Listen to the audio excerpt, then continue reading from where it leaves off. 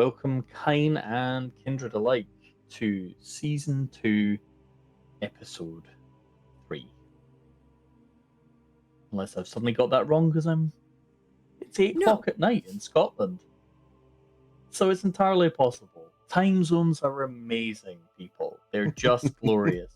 And at points, we will be drinking caffeine, and I will make sure I mute myself before I do so. In the event, as an important community alert, that you can hear strange, mysterious barking noises, as much as I would love to say I have an entire special effects budget put aside, it's actually a tiny dog who is sat out of sight just off camera, who decides to help out occasionally, whether I like it or not. So apologies. And this is the first night on cam for myself and for Kos here, playing Casimir. So we are probably a tad bit more nervous and wired than normal, which hopefully translates into some fun and terrifying accidents for all sorts of entertainment purposes. But once again, welcome to Iron New Year. We have had a time in downtime between sessions. It has been an eventful couple of weeks since the last episode. And for those who aren't regularly with us in the Discord, a lot happens in the Discord in downtime between sessions that are broadcast. Effectively, the equivalent of whole other sessions takes place, and mysteries are unraveled, and strange happenings, and sometimes funny ones, occur as well. It gets interesting, to say the least. But here we are. It is autumn, or coming into autumn of 2024 in our New York. It's starting to get cold. Not that the Kindred notice terribly much. Or do they? Some maybe do. And we find ourselves with Casimir awaking from the day sleep in his little corner of the world in a shop. And we find Clarabelle awakening in the Iron Swords barracks in the tower in which Elysium and Conventus is contained, boarding with the Iron Swords, who all awaken with you, Clarabelle. And it is what I can only describe as horrifyingly noisy and sensory overload, as 11 of you surge awake, doing all sorts of morning rituals and mostly shouting at each other. I'm out. I grabbed my phone and I'm in my bag and I'm leaving. I can't handle these children. So, as you gather your stuff and sprint towards the door, all you can hear behind you is Clarabelle, Clarabelle, Clarabelle, as you run out the door.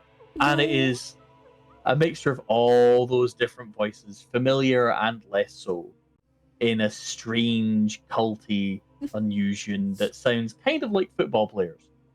So loud. I just know. I'm gonna grab my bag. I'm gonna grab my phone. I got dressed the night before. Yep. Fucking gonna grab Did Doc leave my cooler of blood bags like normal? Yes. Yay, I'll grab that too. And they can chant Clarabelle in there because I'm just gonna shut the door. And amazingly, despite only just getting up and having just gone through the day sleep, there's not a crease to be seen. Your hair's perfectly in place. Everything's just so. I'm too perfect.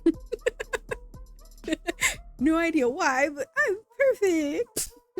I'm going to send out a few texts. I posted those in the texting channel. Do you want me to read those back out? Yes, please do. Okay, so to Mercurio, she says, I'll be a bit late coming to Conventus, maybe an hour or two, but I'll be there, and do me a favor and tell me if you see the devil. Then she messages Doctor. She goes, never leave the garden again. I've seen the red sands in my dreams. Then she texts Big Brother Brutus, as soon as you see this, go to my haven and don't leave. Any boon you want and as much as you want. Watch Azriel and Zazriel both. And then she sends the address. And then to Layla and Olivia, she goes, Layla, take good care of my girl. Take this as a written formality of her now being yours. Olivia, don't start. You two deserve each other, and as long as you have me in you, you'll never be able to. And that's it. Those are the texts I sent.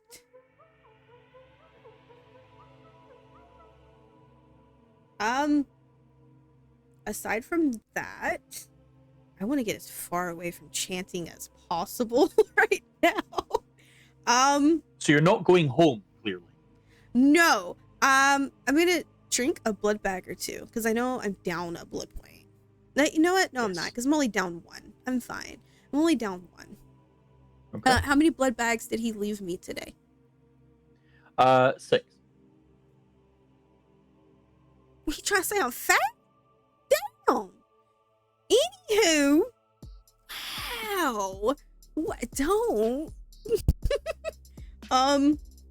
No, she'll stuff them in her. Shut the fuck up. She'll stuff them in her bag and leave the cooler there. She can't take the cooler. She knows that. Okay. She's probably already gonna get yelled at for taking it out of the barracks, but whatever. No, she, after her creepy dream last night, she's going to go up to Terrace's room. Okay. So you hop in the elevator, yes, and use my black card. Yep, my the black security card, and put in the floor for the line in the dark. Okay. Yes. You slowly rise in the elevator to the required floor.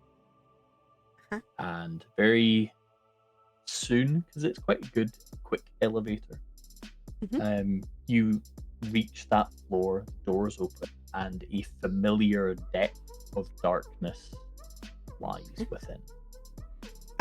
Is 3 with me? I know she was here last time. Perhaps you can't see her right now. 3, are you here, bestie? No, I'm never here. No one's ever here. Hey, 3, if you don't want to be called out, you don't reply. You could hear that? Yes, 3. Oh. I'll try and do it quieter next. I'll use my outside voice.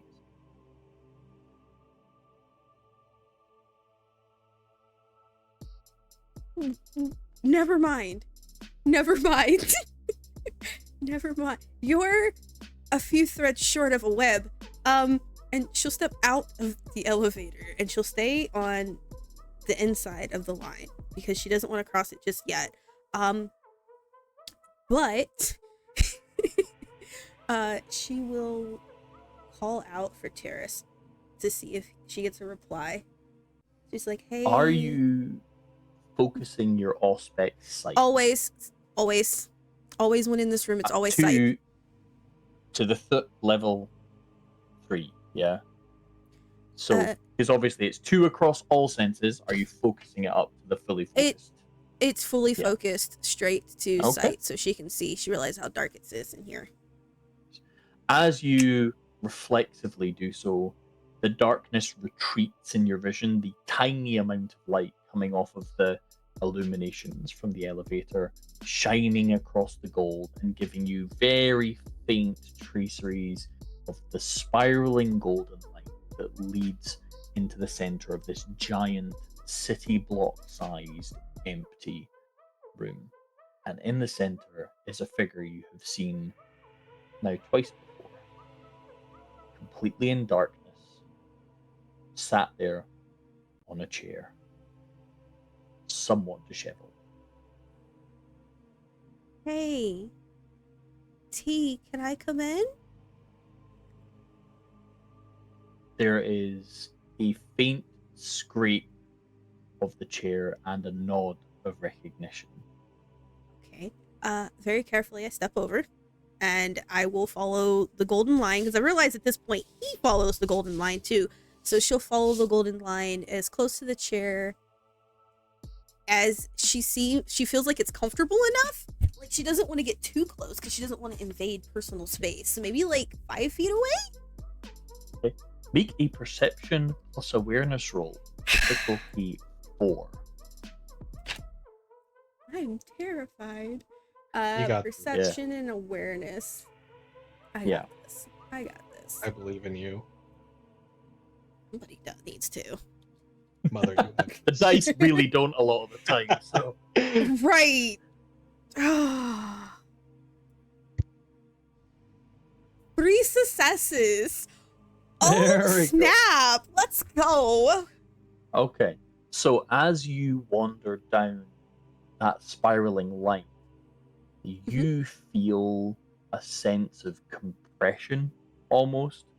It's as it starts out a really wide path, but by the end it's very narrow, like just about your shoulder width apart.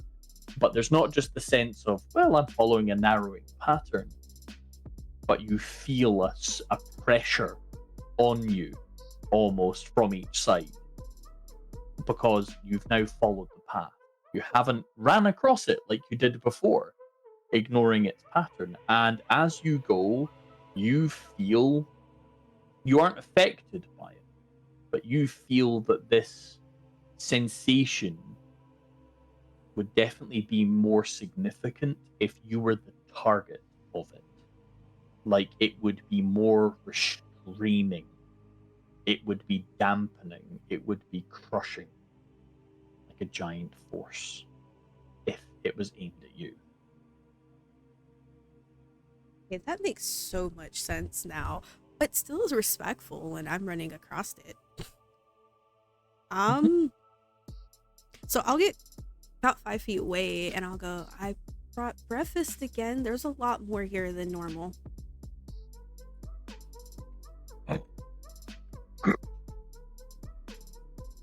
You hear rippling across the space. Familiar tone that is still conscious before the other regains consciousness. And motes of darkness flush out of the skin of the man sat there. I'm not scared. I'm glad for it's you. Dad. It's Dad. We're not scared of Dad. A little off-put, but Malkavian. It doesn't matter. I'm still Malkavian at heart. She will reach in the bag and she'll take out one of the blood bags and she'll take a few more steps closer and hold it out to him.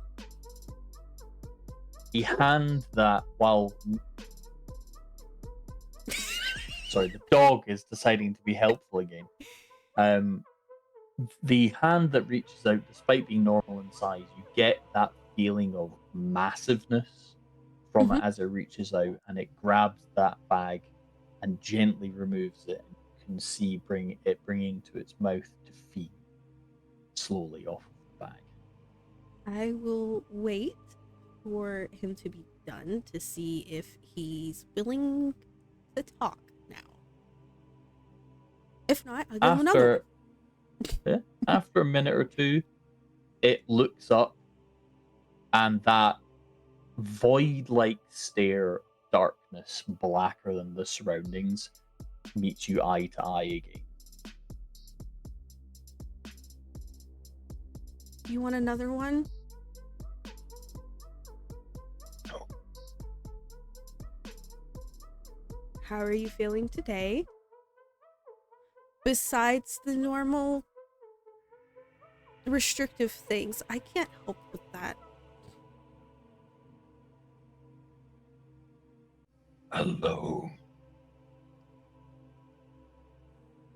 Do you want me to send 3 to come sit with you every now and then? And it nods slowly. Okay. I will ask that she come every now and then. I'm pretty sure I'm stuck in Elysium now, because sword and all. So I can come visit you every morning. Not like I really have much else to do. It turns its head, and I wouldn't say it gives a quizzical look, but the look it gives you is one of mild confusion. And the voice rings out again and just says, Freedom.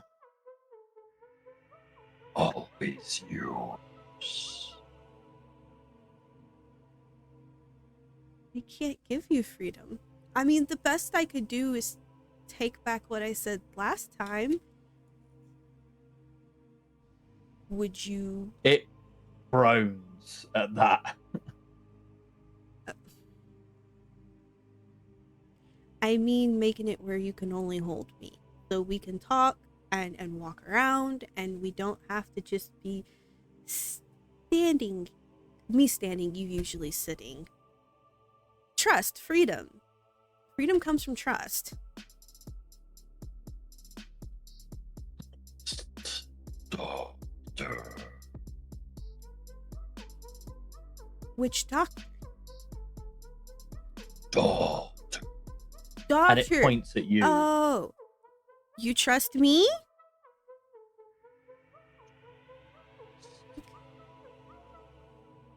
Then I take back what consent I gave last time, and you're free, as long as you don't respect my boundaries, at least with me. Don't disrespect them and we're Just good. to check. Do respect your boundaries. Yeah, as long as Correct? you don't disrespect them is what I was trying to say. My mind did both of them at the same time, and I was like, hold up. As long as you exactly where you were going. As long as you don't disrespect my boundaries, we are fine. Yeah, we didn't accidentally drift into something with a different acronym used in woodwork. No. No, So- my mind went both ways. No, as long as my boundaries aren't disrespected, then at least with me, you'll have freedom. So that's It like, nods. that's all she can give. Yeah. It nods and it stands. And again, despite it not being that much taller than you, Feels there is like that it is. ominous looming presence. And it sort of not shuffles but steps, and there is still that kind of feeling. The As it same steps way with towards 3, you. yeah. Yeah. Oh. And then it hugs you very carefully. She gives a hug back, but it's like a clingy hug because she's not strong. So she huggies. Just there. And it gently releases you after a Is while. Is that better, at least between us? Like, does And it it help? nods. Okay. See? Okay. Now we're good. Okay. Do you want me to visit more often? Since I'm stuck in Elysium, I'm pretty sure. So I'm going to continue talking normally now because that That's voice fine. is starting to hurt. That's Right. fine. We Um, get it. Not enough practice. Let's put it that way. The scene was so- set. The scene was set. voice. Yeah. The voice rings out again, saying, "You are not bound to Elysium. You are free." That Well, is regardless, I'm gonna be stuck here anyways, either a sword or with Mercurio. And my garden. idiot My- Mercurio. Garden.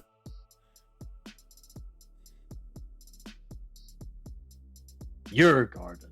My garden. It's mine. Idiot Mercurio. My idiot. Yes. Yes. My idiot. You get, in that moment, you get an overwhelming feeling that you can tell is not your own emotions of the desire to eat Mercurio, and not in a nice way. Just her. Like, Okay. Do you not like him? smells like tower. Well, not anymore. Smells He like was. snack. Okay, but that's my snack. You can't have my snack. And there is a moment where you don't sense violence, but there is a predator looking you in the eyes where you've just said, that's mine, and it's much bigger. And it's sort of going, and then it calms down again. But there's a moment of tense. You can't Between eat you. him. What? Because that's mine. That's my fiance.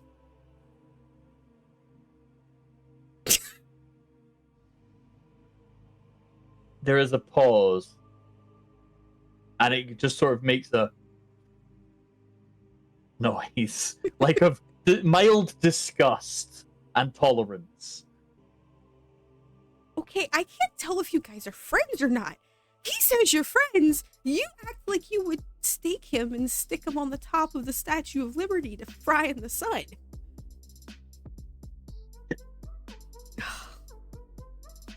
Oh my god, you guys are brothers. That's all you guys are. And you shoot nods him, he stabs vigorously. you. Oh my god, you guys are just brothers.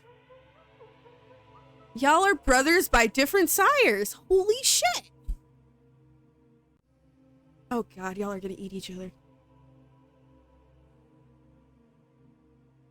It shrugs eloquently, in that it No. may inevitably happen. No, you can't eat him and he can't eat you, okay? I love him, I love you. Neither one of y'all can eat each other. I need both of you, please. It seems to reluctantly agree to that in the moment.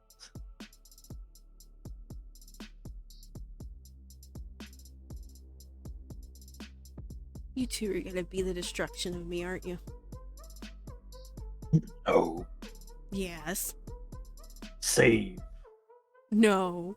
You two are gonna make me stake myself is what you're gonna do. No. Yeah. Anywho. No. Yes, anywho. No. You And keep then saying... it roars no.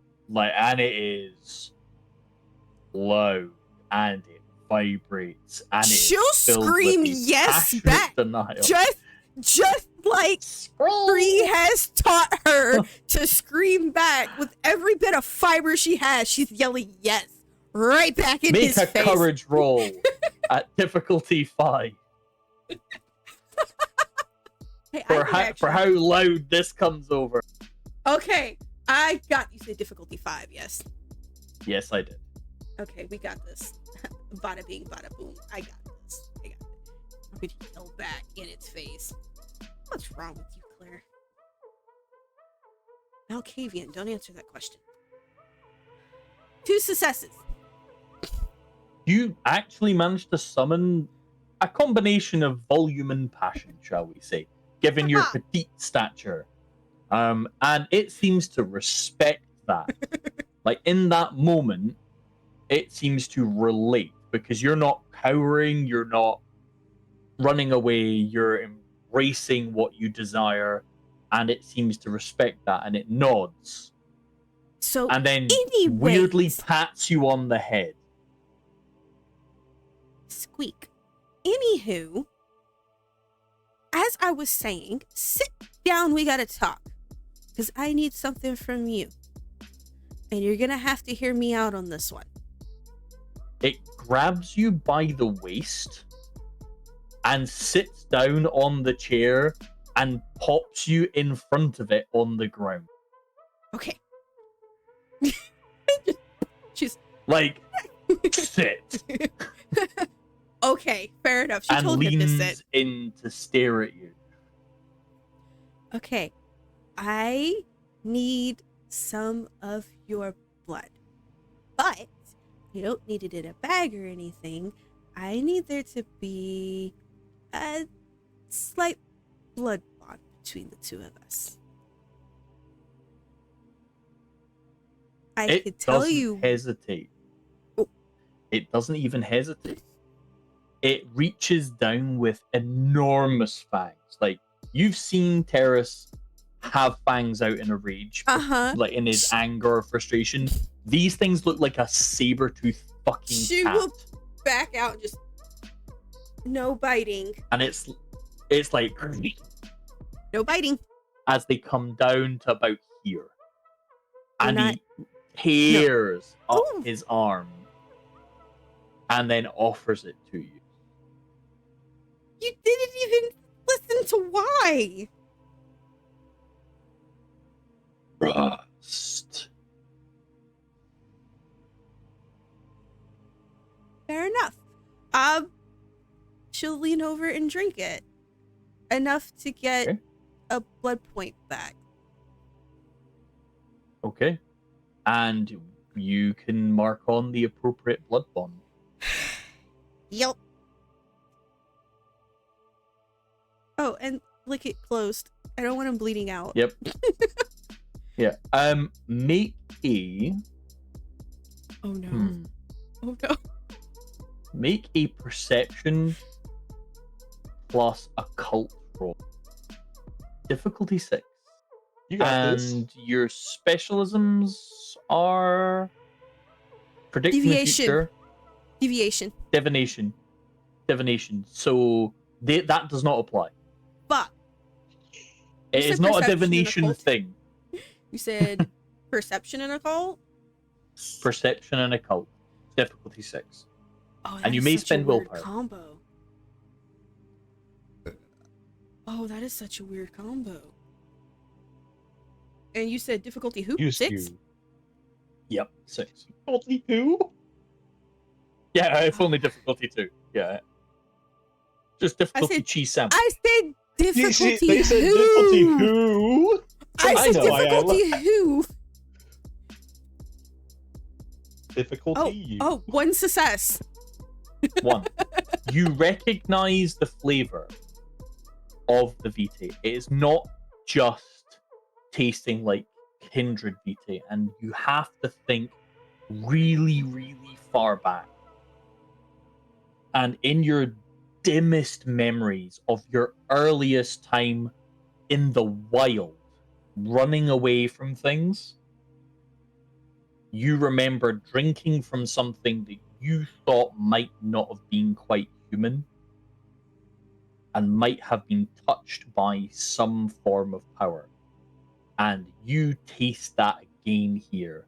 Not the same flavor, but something similar. And to you, in that moment, it is utterly dark, utterly antithetical to light.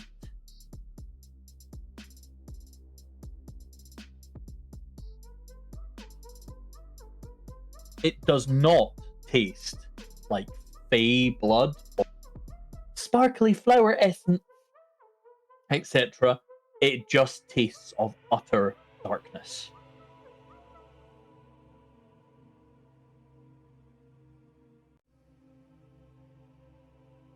And I can't recall what? No, you can recall it was a creature or human. You thought it was a human, and you fed from it during a hunt. But Before, then after Europe. I'm gonna say before. Oh, so in Romania or Spain. Oh! Okay. Can I recall before or after being kidnapped by the Ivory Tower?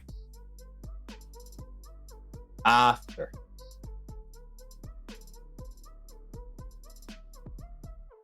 It's like a foggy memory of after you escaped.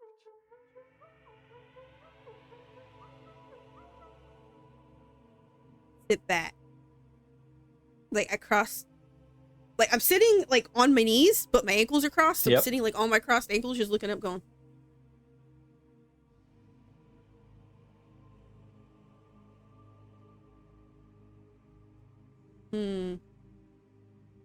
Thank you. That was a lot of trust.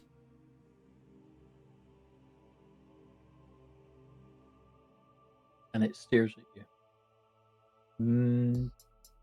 The one thing you do notice as you sit there is, unlike last time, further behind, this time you actually notice there is a small sword display stand. Is it the The sword that I've seen on his back?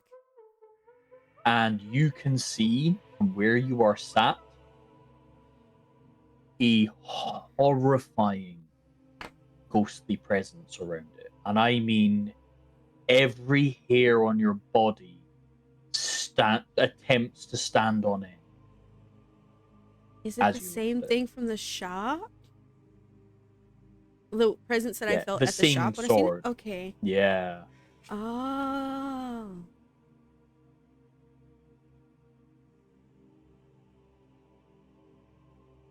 I just kind of like peek around if I can. Just, hey, so what's with the sword?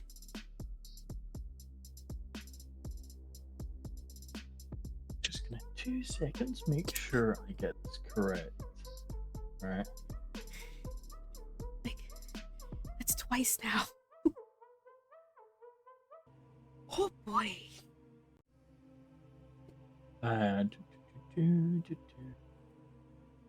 Just trying to make sure I get the correct name here. That shit was bananas. The spirit that he talks to out of it? Yeah. Augustus is what he said in my haven. That's what I was. That was literally what I was trying to find. Well, she was in torpor. She could still hear him. It was Augustus. Yeah. August. The creature that is Terrace at this moment in time says Augustus. Okay. I've heard you say that when you ripped a stake from my heart, but that doesn't explain what. And he says he was a powerful Giovanni. He is powerful and turned himself into a ghost, a wraith of enormous power, trapped in sword. And now you have the sword. Yes. Okay. Okay. I trapped him in sword. You beast or you Terrace? And it makes that weird sort of hand motion of both halves together. Okay, so you in Probably general... one of the few times. Okay, so both of you together did it. Okay, so you guys do know how to get along, like me and mine. Just rare. Really, really rare. Yeah, there's an eyebrow attempt to climb its face when you say that, but you get that feeling, yes. Okay. Okay, so you guys can get along. Nice. Nice. Okay. I come here all the time and I never ask. So let me ask you. Is there anything I can do for you besides freedom? I can't do that. I really wish I could. You see it almost get its hopes up. Almost get its hopes up. It thinks. It genuinely takes some ponder. And it leans down and whispers in your ear. Kill Lee J. And it grins as it rocks back. The lady? Yeah. Yeah. Would you like to make an intelligence plus occult roll? And I shit you not, difficulty 3. What? Because Sure. this is like it's possible Claire might not figure this out, but it's really unlikely. Like, really unlikely. And as a player, if you immediately figure out after rolling, I am not going to make you fail anyway, even if somehow you magically fail the roll. 3 successes? Hey! Right. Okay. So, yeah, it's not asking for freedom. It's only asking you to kill the blatant magic user who has been putting all the precautions in that's keeping him from being free. Sir, It's okay. not technically the same thing. Sir, okay. You're talking to someone who is absolutely a master at manipulating. When I say no, I can't give you freedom, that does extend to killing the person keeping you locked up. That is still, in essence, granting you freedom. I love you. You're adorable. You're so sweet. I'd kiss you if I could, because that was an absolute amazing twist you tried doing. No. Kill Plus- Mercurio. Either. Stab Mercurio. That I can do. In the face. No.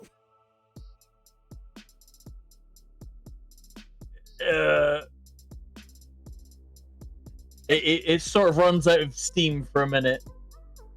You want me to stab him in the And go- leg? I can hit him with a pink bunny slipper in front of all Conventus and just beat the shit out of him, because he still never has said thank you for saving him, or thank you for standing by his side, or holding him up when the Oh, Ivory Tower found. That's why Yeah. he borrowed the credit card. It's been a month, and I haven't even gotten to go fuck yourself yet. You should look in the car park then. Car park. There's a car park? Conventus. Conventus have a car park? Elysium car park. That's a big old nightclub. Okay. Father, I mean, dear it's the sweetie. staff car park and the Kindred car park. Mortals don't get to park there unless they're staff. That's her. But Father, my love, I have been on the first floor. I have been on the second floor. I have been on the third floor. I have been in Mercurio's room, your bedroom, and the garden. And then the roof twice. That is all I know of Elysium. go explore. It says, looking at you like, I get lost just trying to get to your room. If there wasn't a golden line on the floor, I would somehow manage to end up 3 cities away just trying to walk to you. There's a reason why I'm called Mouse. I scurry and then I can like never find my way back. cheese. You have a sense of humor. This is really weird. I'm so used to you being... It's nice and refreshing. I like it. No, I don't like cheese. Unless it's with wine. Ooh, cheese and wine sounds really good. Yeah, I'm being a Kindred. So, okay, I can stab him or I can beat him with a pink bunny slipper. And let you record. Stab him. Stab him. I can stab him in the Several leg. times. At one time. In the face. 2 times. Ooh, Once in the leg, once in the face. stabbing him in the face. 2 times in the chest. Oh, Kidney? we're not doing lethal blows, Terrace. He doesn't need kidney. He does have 2 of them. What is wrong with you? And give me the short version. Bored. Locked up. Okay. Do you have to get locked up every night?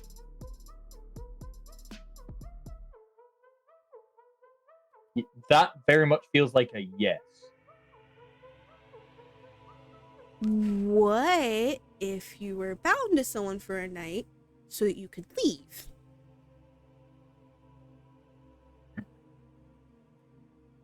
It would be It bound to lasts. me. I would bind you to me and we would go to the garden and you would have a night. You know, you can't kill anybody. You can't eat me. You can't eat anyone else. You can't stab Mercurio in the face or the kidney or the chest chest or any other body part.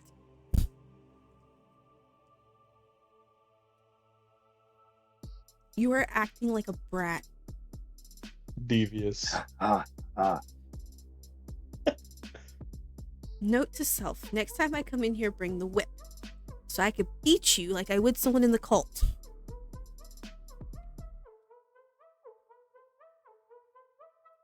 See, I'm trying to give you a little bit of freedom. An inch, Paris, an inch.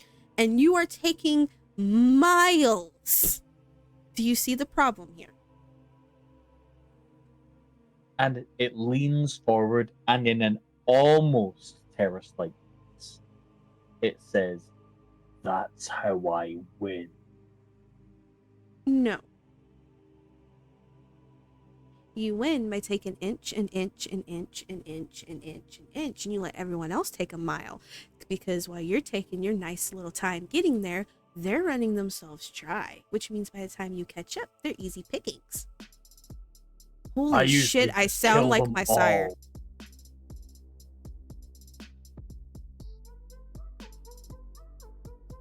Terrace pats you gently on the head and says, "I usually kill them first."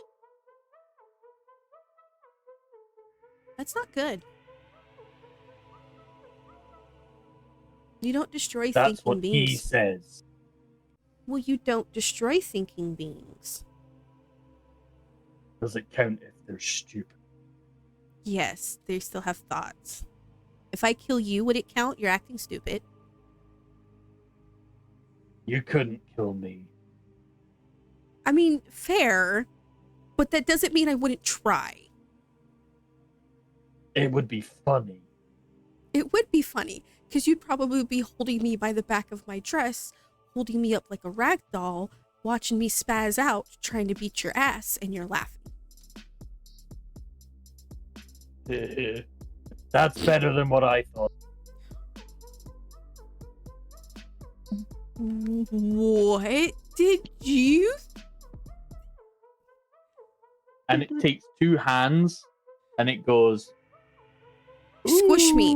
Oh, you're very funny, aren't you? You are. And she just like leans up and very softly, just in the nose, just "Oh, hold on. I need very softly, like, doop. Yep. like a playful unfortunately, I'm gonna have to roll.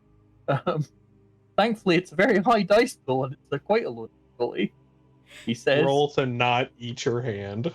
"Well, apparently the dice roller likes you tonight because that's 5 successes in self-control, or more accurately, in instinct of don't eat the woman who might offer you freedom for a night." This is her. It's playful. It goes to flick you back and then stops and goes, You would probably shatter me. Remember, I am Tiny Mouse. You could probably step on my chest and hold me down. I do a little flick, there's nothing there. You flick me and I'm a splatter. Gently takes its hand and physically presses you to the ground in the sudden enjoyment of that idea. And you felt strong before in Kindred. You have felt strong by way of Curio, who is an elder, very dangerous generation, incredibly strong and athletic.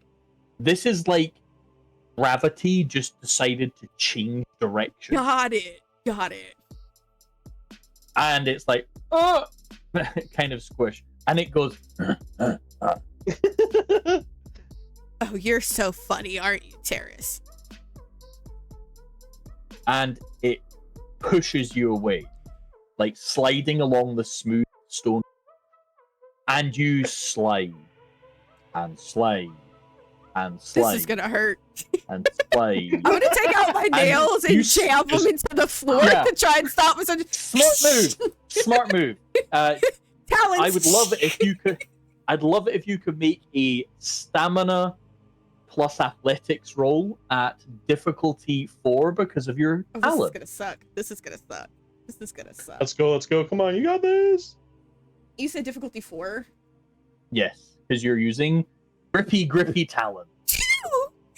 It's the Oh You- yes. Your talons catch in parts as you're sliding. Catch in parts of the spiral design where there's it just the gold has been inlaid into the stone, and it's like ka-tung, and you slow down, ka-tung, and you slow down, ka-tung, and you slowly decelerate, and you find yourself gently sliding back to about 5 feet away from the archway. That's half a city block. It's just slid you Oh, with one push. what's Claire's back doing? Before you decide to get rough, can we get a safe word? God damn! What's the safe word? What's the safe word? And then it's next to you again, Sir, just and blindingly fast. okay. Show Up and off. learn. Speedy. And it picks you up like one-handed and stands you up. I'm your little rag doll, aren't I?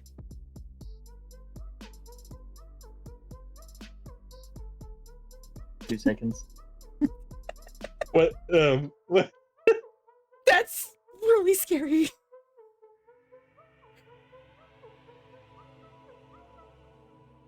The good news is the dice like you. Oh my goodness. It just chuckles. Don't use me like a rag doll. I am not a voodoo doll. What is wrong with you? You could break me with a literal blink, and you're.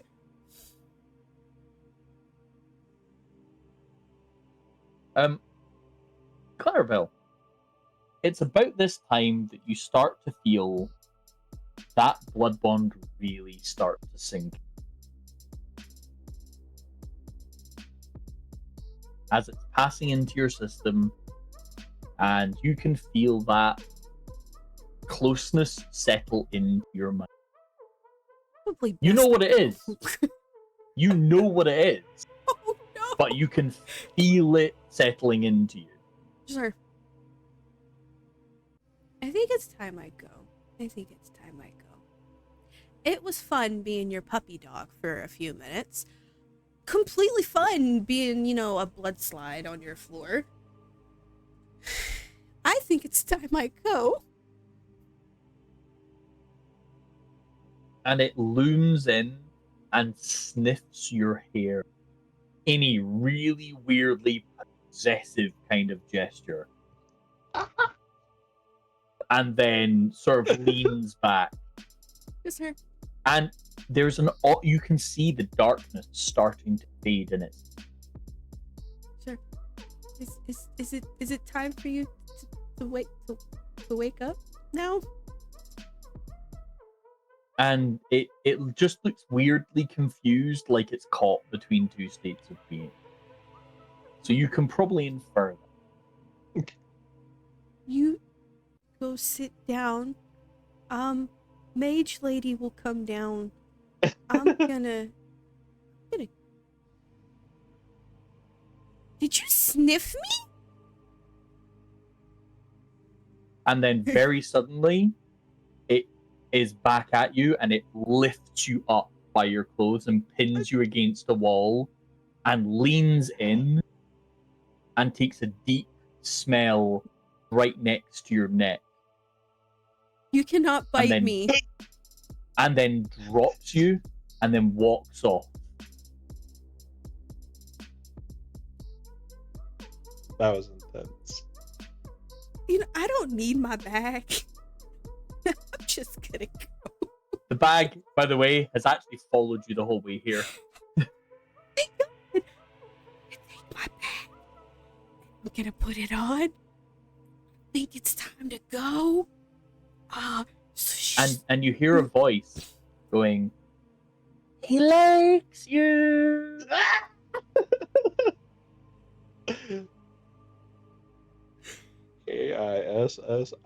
Kissing. No. That wasn't the tone that was being gone for here. but you know, Cass is special. Very special. Yeah, it is. Just her, just 3.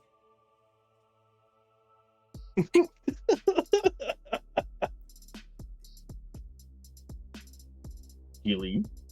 Just push the elevator button to go. Eventually, We're the not elevator returns. And we go.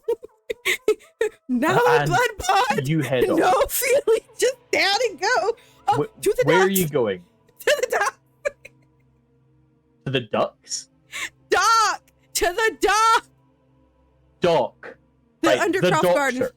Yes. Right, yeah. Just because there's the docks, because it's New York City, and, you know. No. Yeah, to you wanna the go to the docks, water? to the doctor's garden. Right, no, that's fair play.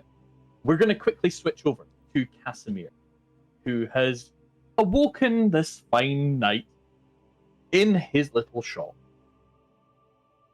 Under the shop. Under. What are... We just got done talking to Merc the other night, and we have just joined Mother, Miss Clarabelle, in her coterie. So I think for now, the one thing I'm really interested in that we haven't followed up on since last session was I got the number of a very interesting character, Bishop Carline, I believe it was. I'm going to text them because they gave me their number, and I just want to see where they're at. And while I'm doing that, I'm going to pull myself together and head to Elysium as well. What message do you send Bishop Carlin? Just asking where they're at. They had vaguely implied some interest in meeting. What better place to meet up than at Elysium? So I'm gonna let them know that that's where I'm gonna be. You get a message back saying, "See you there." All right. What? Takes about an hour to get there. We're gonna go ahead and head right on up past the first one. More like 30 minutes. It's like That's 17 right. minutes. Yeah. You know what? It's about 5 seconds because I said so. Go ahead, Right, break the sure. masquerade. Yeah. Just soaring through the air as a giant ambulatory pool of blood. That's going to go down real well. Somebody just stick me in a jar and throw me down the. I mean, you say that jokingly, but I have ran a vampire campaign where the Zemitsi coterie built a hydraulic system to transport themselves around their domain. Ooh, that's so cool. Anyways, Yeah. about a half hour, 17 minutes, 5 seconds. You know, who Yeah. knows? Somewhere in the region of a piece of time that happens. Correct. So you get a cab, I'm assuming, with the relatively small amount of pocket change you've got these days. I mean, I'm just leaning on Sugar Mama Sugar They Them bomb. Yeah, and also the surgical clients that you're giving 1990s prices to. Oh, yeah. Everyone else is like, wow, he charges so very little because he's a back alley unlicensed surgeon, but he's still charging 90s prices. Because that's the last time he remembers being outside. Exactly. So you are able to pay for cab, etc. On the way there, you get a message from Rena saying, "What do you want me to do with bomb?" BOM. Oh, I'm like, bomb? Your new What does she friend. mean?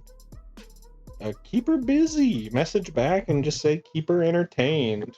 I'm going to be busy in Conventus where... You get 2 thumb emojis back, and then a small cluster of other emojis that are not safe for Twitch.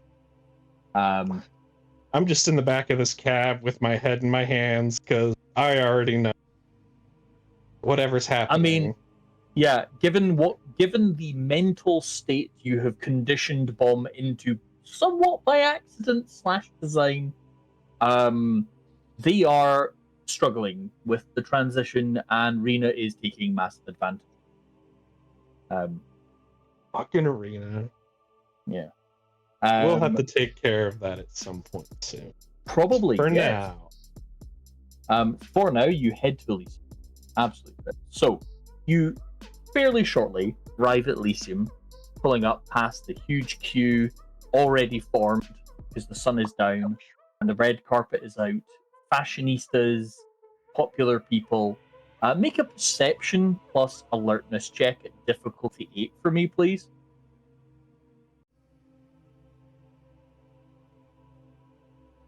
This is a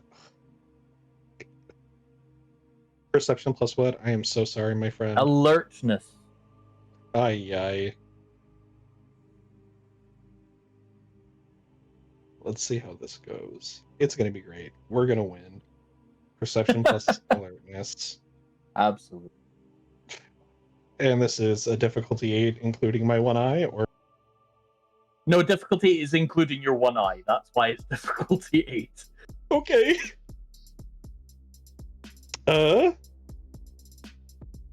ain't seeing nothing. I'm about to get hit in the face. 2 successes. That's pretty good, actually. So, as you get out the cab and you start hustling towards Elysium door, you do notice a familiar blue limousine is behind you in the traffic.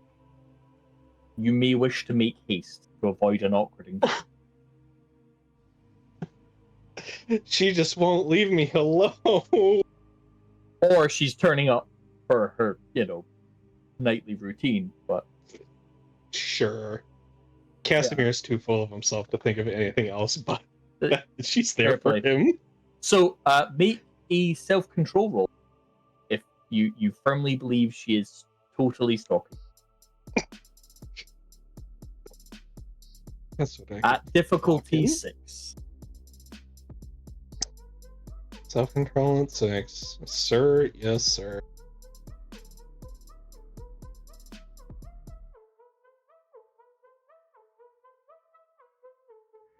One. Yeah, you're pretty certain she's definitely stalking you. Oh no. Yeah, but now I mean, you for now you're pretty sure. She's exactly. stalking. Casimir is deluding himself into. Congratulations, you've successfully convinced yourself that you're being stalked by Olivia Wilde.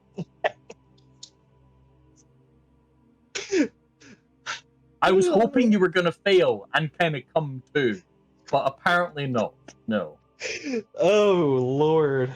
Let's make haste. I think I'm being followed by a person that tried to jump me in their limousine right after being threatened by the person that they belong to. So I'm gonna get the fuck out of there.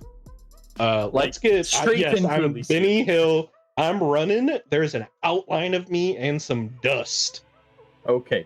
But like metaphorically, because Yeah. a bunch of people would think that's very weird if. Yeah. So you easily make your way into Elysium. Unlike the mortals, security let you pass almost immediately, recognizing who and possibly what you are. You make your way into the nightclub, and tonight 21 pilots are playing.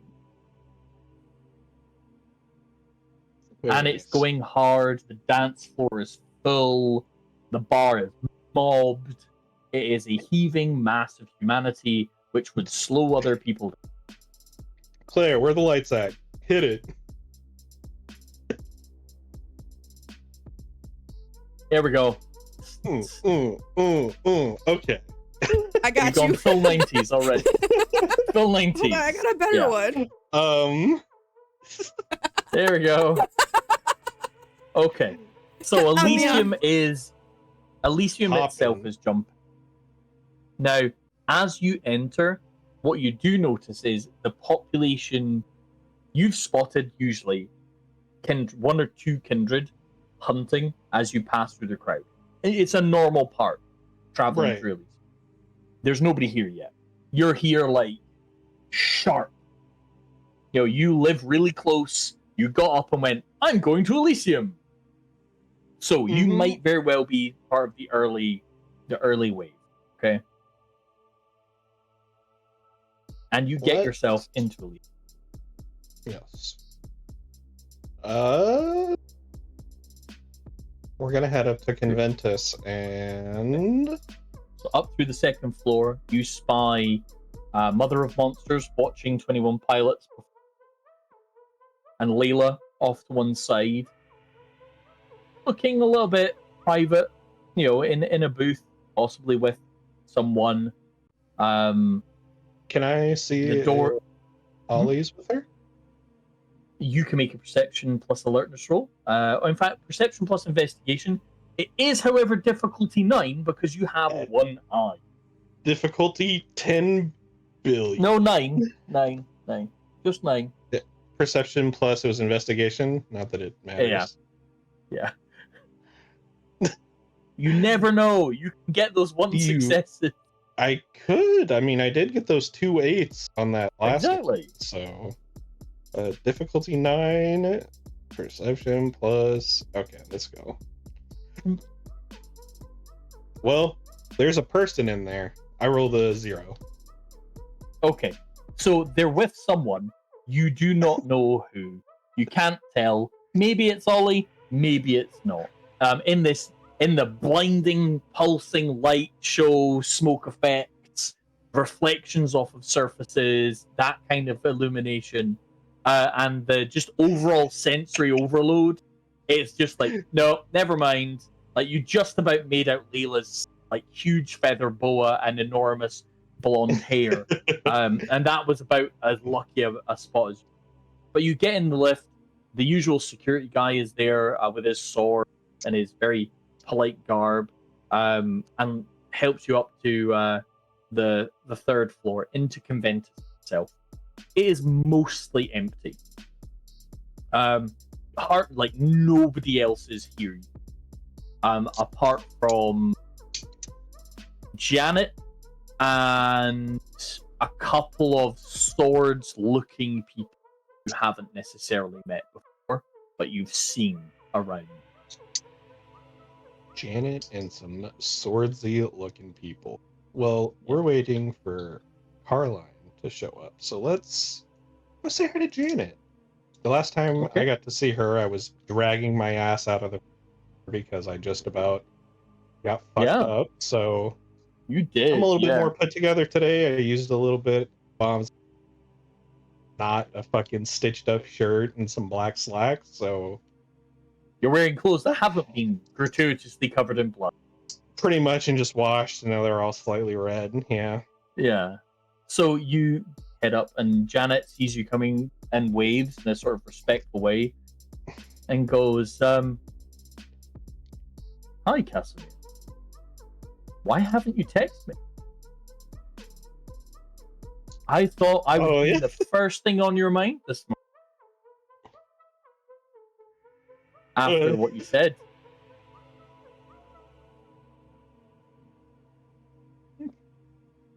And I mean, given the woman is 8 foot tall and looks like the Hulk's baby sister. Sonia, the Ace of Swords, puts her head in her. Like, I'm gonna just very nervously kind of twiddle my fingers, and because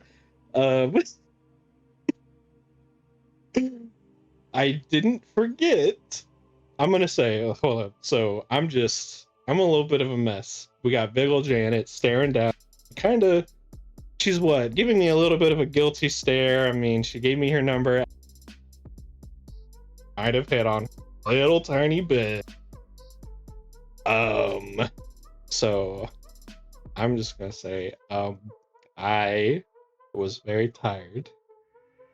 I got cut in half, almost.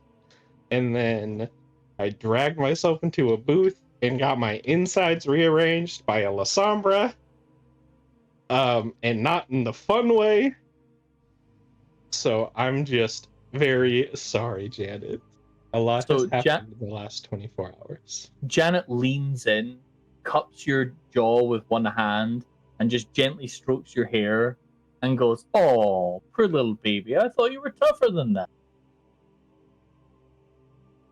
I thought you were the big bad dragon. No? Are you a small dragon, or are you the big?"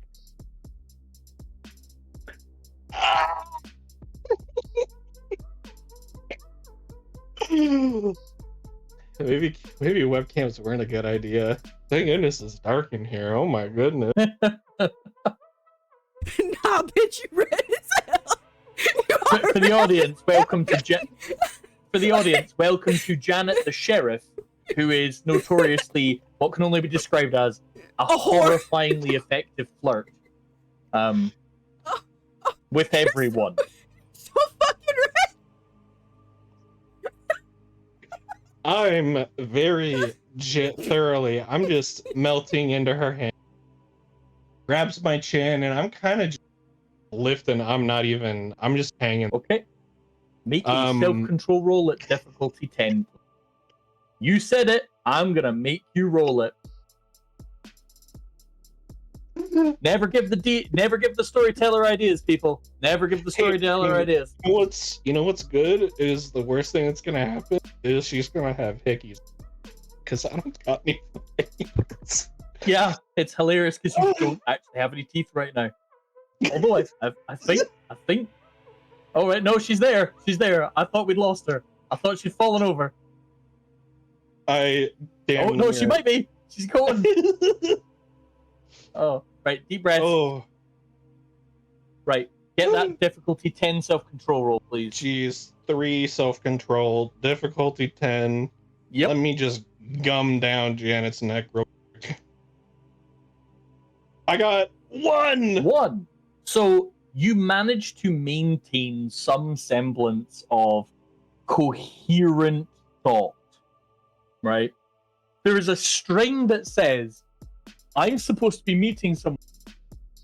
It's probably not a good idea to be putty in someone's hand when they arrive." But, as always, the choice is yours, Cassie. How you want to be perceived.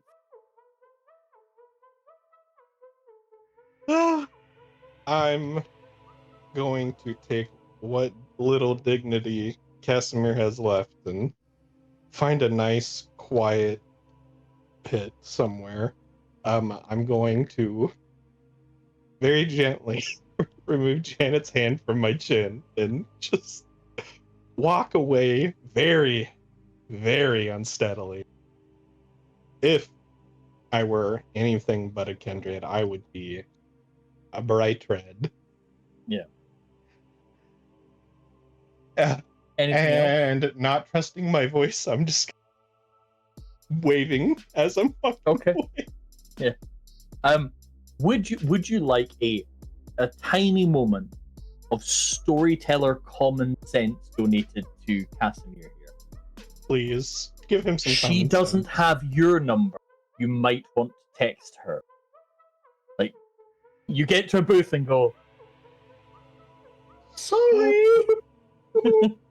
Here's my number. Call me, but not now. But just not right this second. Diddly-doo. Yeah. I'm in the booth staring at Janet. Yeah, this is things Casimir would clearly think of that you are struggling in this moment, which is understandable, right? But sure, after about you once you feel more emotionally steady, about 10 minutes later or so, and sitting staring at a calming koi pond filled with swirling golden shapes, etc., you see the figure of Bishop arrive. Okay. Let's wave her down. Come on over. Okay. Just she click along the Elysium floor and heels.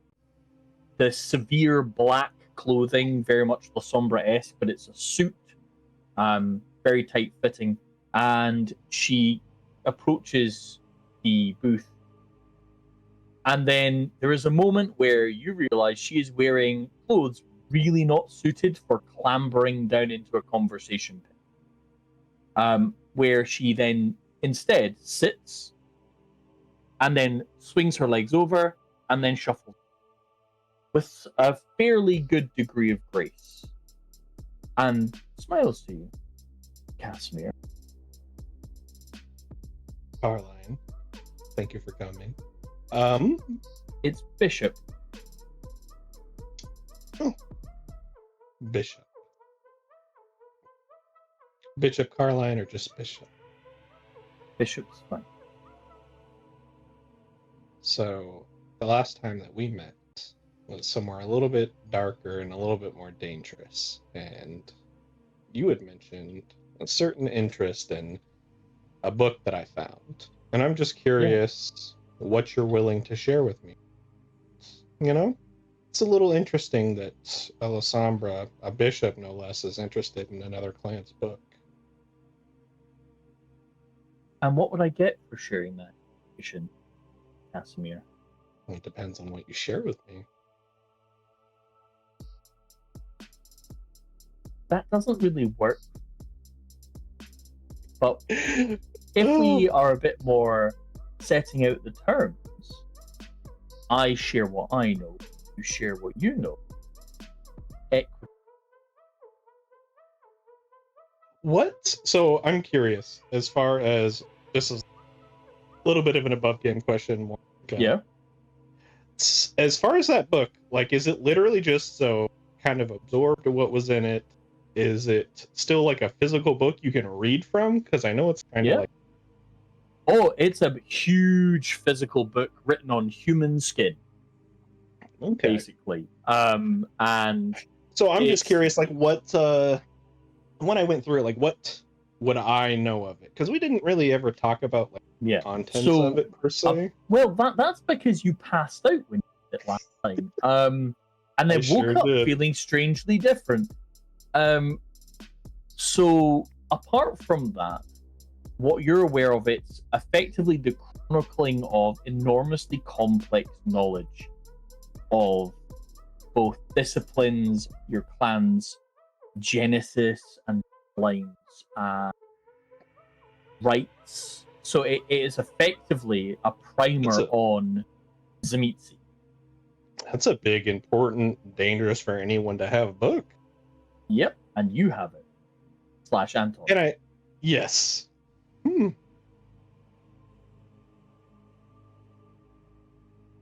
Well, then I guess I wouldn't mind necessarily sharing the one thing that I do know of it with Caroline. You know, she'll perhaps say what she knows, and then I'm just going to go on what little I learned of it. The, you know, ecstatic agony and all of that. So let's do that. What I learned from the book was how to fucking get off from being hurt. A secret technique. She looks at you with a raised eyebrow and says, that's your big takeaway from an ancient text of the power and knowledge of your clan ancestors was, I learned a powerful technique to get horny when stabbed. Yeah. I'm just checking my notes, and the whole book is just all about that, apparently. There's definitely not anything deeper. Make a charisma plus subterfuge, please, at difficulty 7. Let's see, charisma plus, I'm sorry. Subterfuge, the art of lying. Hey, that's one thing that I got going for me. You said this was a 7? Yes. Let's go. 3. Oh, wow. Okay. So, you feel like you passed that off quite well. That, oh, it was just this book about ecstatic agony, and you talk through the non-technical aspects of the power, because obviously that's vicissitude secrets you wouldn't just talk about. Well, and like perhaps even someone with the amount of medical and like anatomical Samir has could very easily explain what's going on in such a way that oh, I told you how it works. Like, whether or not you know how to use that information is more of what it is. She looks at you, says, I wonder if that's the truth, Samir, but who am I to question? You've told me something, so I'll tell you. That book represents the mind whichever dragon felled to make that cathedral. That cathedral isn't just some collection of flesh and bones. That's someone. That's their body turned to a building. Not just, oh, I'm a Zamitsi. I made a human being my literal sofa. That is an elder Zamitsi. And the book you took, very center, should be their mind.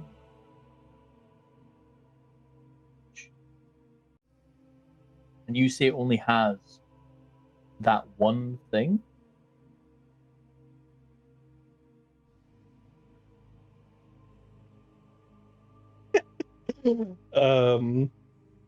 Now, yes, I'm giggling because this is quite an interesting revelation. However, Casimir,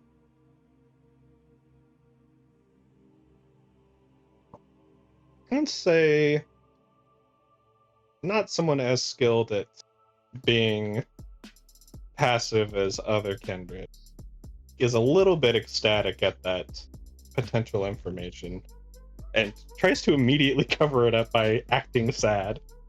Oh, it's supposed to have all this information in it. Well, that's unfortunate. It'd be really cool if it did. We're gonna go with manipulation plus subterfuge here at difficulty 6. Let's do it. Manipulation plus subterfuge, difficulty 6. I'm about to subterfuge the shit out of this. Oh, one success.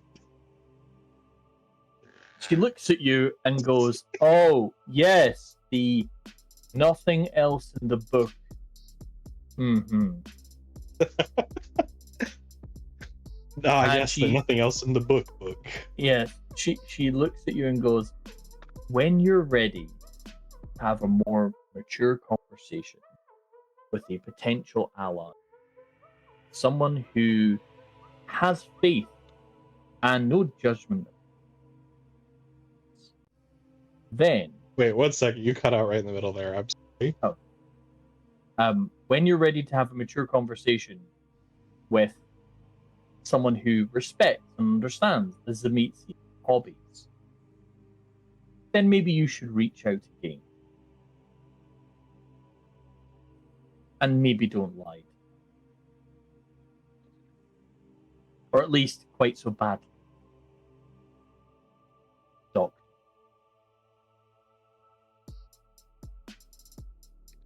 Does Carline stick around or do they just walk off? This seems No. like She stands up, but she doesn't leave. Leave you. She leaves your area. She stands up and just gently walks off to another booth to have a sit down, takes out her phone, starts having a conversation with someone.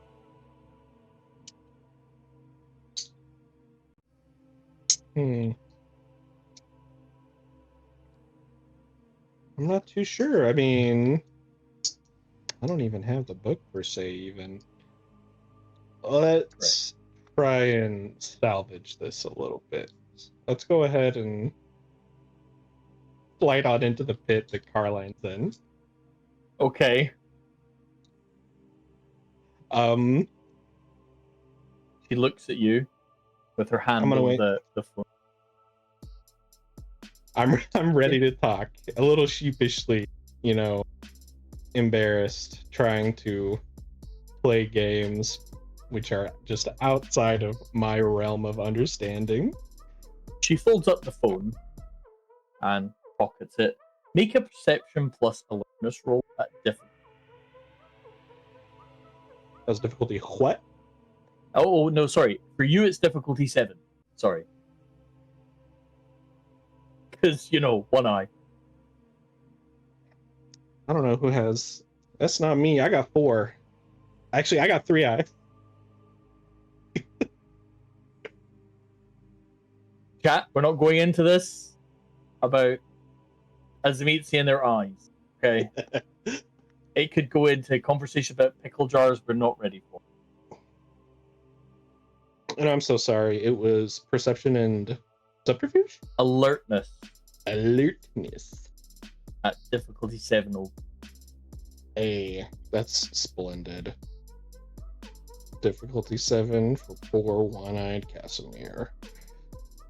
I got 1 success.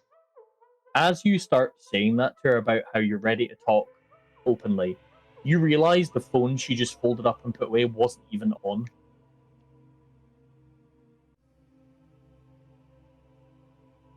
Well, that's embarrassing. Definitely just got baited.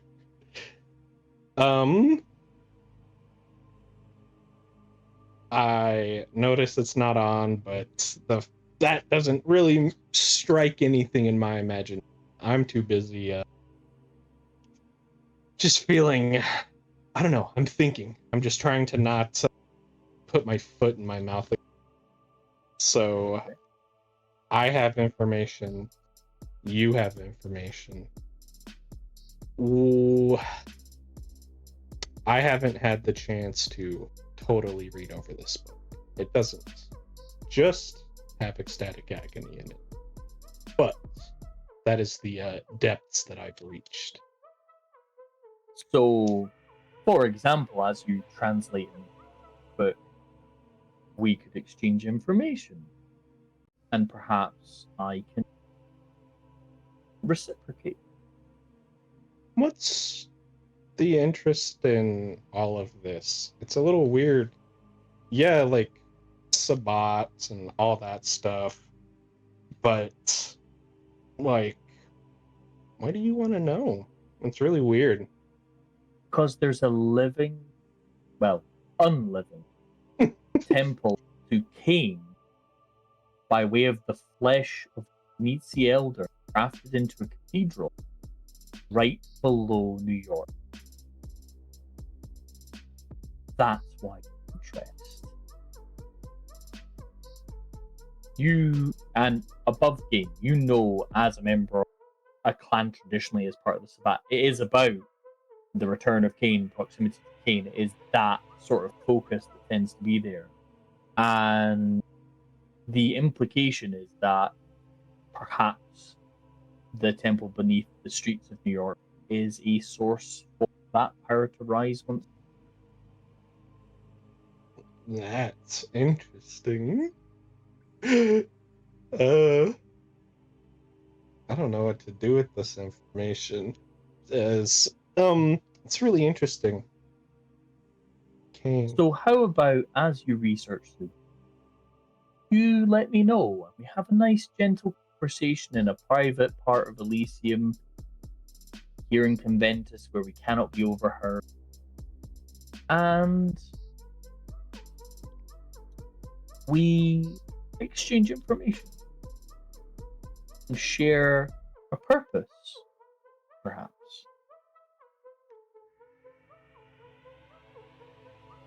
I'm just scared because Claire has a knife.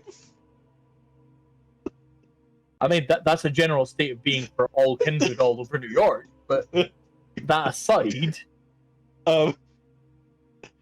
That sounds like a great idea, Carl.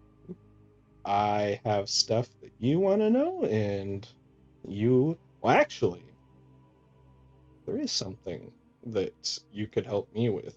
A little, I don't know, I guess a little clan back and forth. Because while I was underneath the city, I lost an eye, as you can see, and picked up something really interesting from your clan. She raises an eyebrow. I'd love a little bit more training in obtenebration. You traded, and you see her sort of put 2 and 2 together and go, oh, well, if you're willing to share the secret book, I may very well be willing to train you. But bear in mind, training the La Sombra give is not gentle. We are not the gentle. We are the brutal darkness. Rod of steel in our hands, beating you into. We are not gentle teachers. And Casimir's instinctive joy in that room is slightly off-putting to her, but still. Tell you what, message me when you have some real information to exchange, and I'll perhaps coach you on the finer points of the arts of darkness. Now that sounds like a splendid deal. She offers a hand. You shake it. Please note down that it's not magically enforced or any such nonsense as that, but please note down somewhere that you made that deal. Because one of the iron laws, you make a deal, you follow through on those deals. They take deal breaking very severely. Mm-hmm. So, Caroline will get exactly what she asked for. Mac, Yes. to Clarabelle for a moment. Yes. I believe you're headed to the Undercroft. I am. You manage to get there, and halfway down, somebody gets in the elevator with you. Oh. It's Doc. He's really surprised to see you in the elevator. The door sort of opens, and he stood there with a card going, You're not supposed to be leaving the garden. I had to get my clothes. You could have sent someone. You could have sent me. Get in here. Why are you here? I'm going. He gets in the elevator and goes, why are you here, Clara? Like, in the elevator right now. Are you practicing new asset stock? Fuck you. Above game, fuck you. I am trying. In game, fuck you. Above game, fuck you. Just above game, fuck you. Right? I am trying to give him a cohesive German accent, so I have returned back to his German accent. Okay? Just her. I'm going down. I have something interesting for you to test on. Fantastic. What's my name? He says the appropriate response. It is definitely him. Okay. But this storyteller is currently running on this. Okay. She goes, okay, I'm making sure. Yeah. So he rides down in the elevator with you. You do actually notice he has a duffel bag with him, as well as his medical bag. That you've always seen with him, which is like his universal toolkit that he doesn't normally have down in the. So he has clearly listened to what you've asked him, and then gone for his personal stuff. He probably wouldn't trust other people. Sure. And then descends to the under. Okay. Put the knife down. Anywho. As the dog's like, whoa. have to fidget with something, and the knife was the only thing Oh, there. fair play. I threw it across the Why room. is the knife the closest thing you have to fidget with? Don't worry about it! I'm sorry, have you met Caramel before? Exactly! She's got a fucking Bowie knife attached to her thigh right now. Dad gave it to me. Literally. Clarabelle, freezing. Clip it! Clip it! Well, that's getting clipped and turned into a Daddy a gave TikTok. it to her. Yes, he did. No!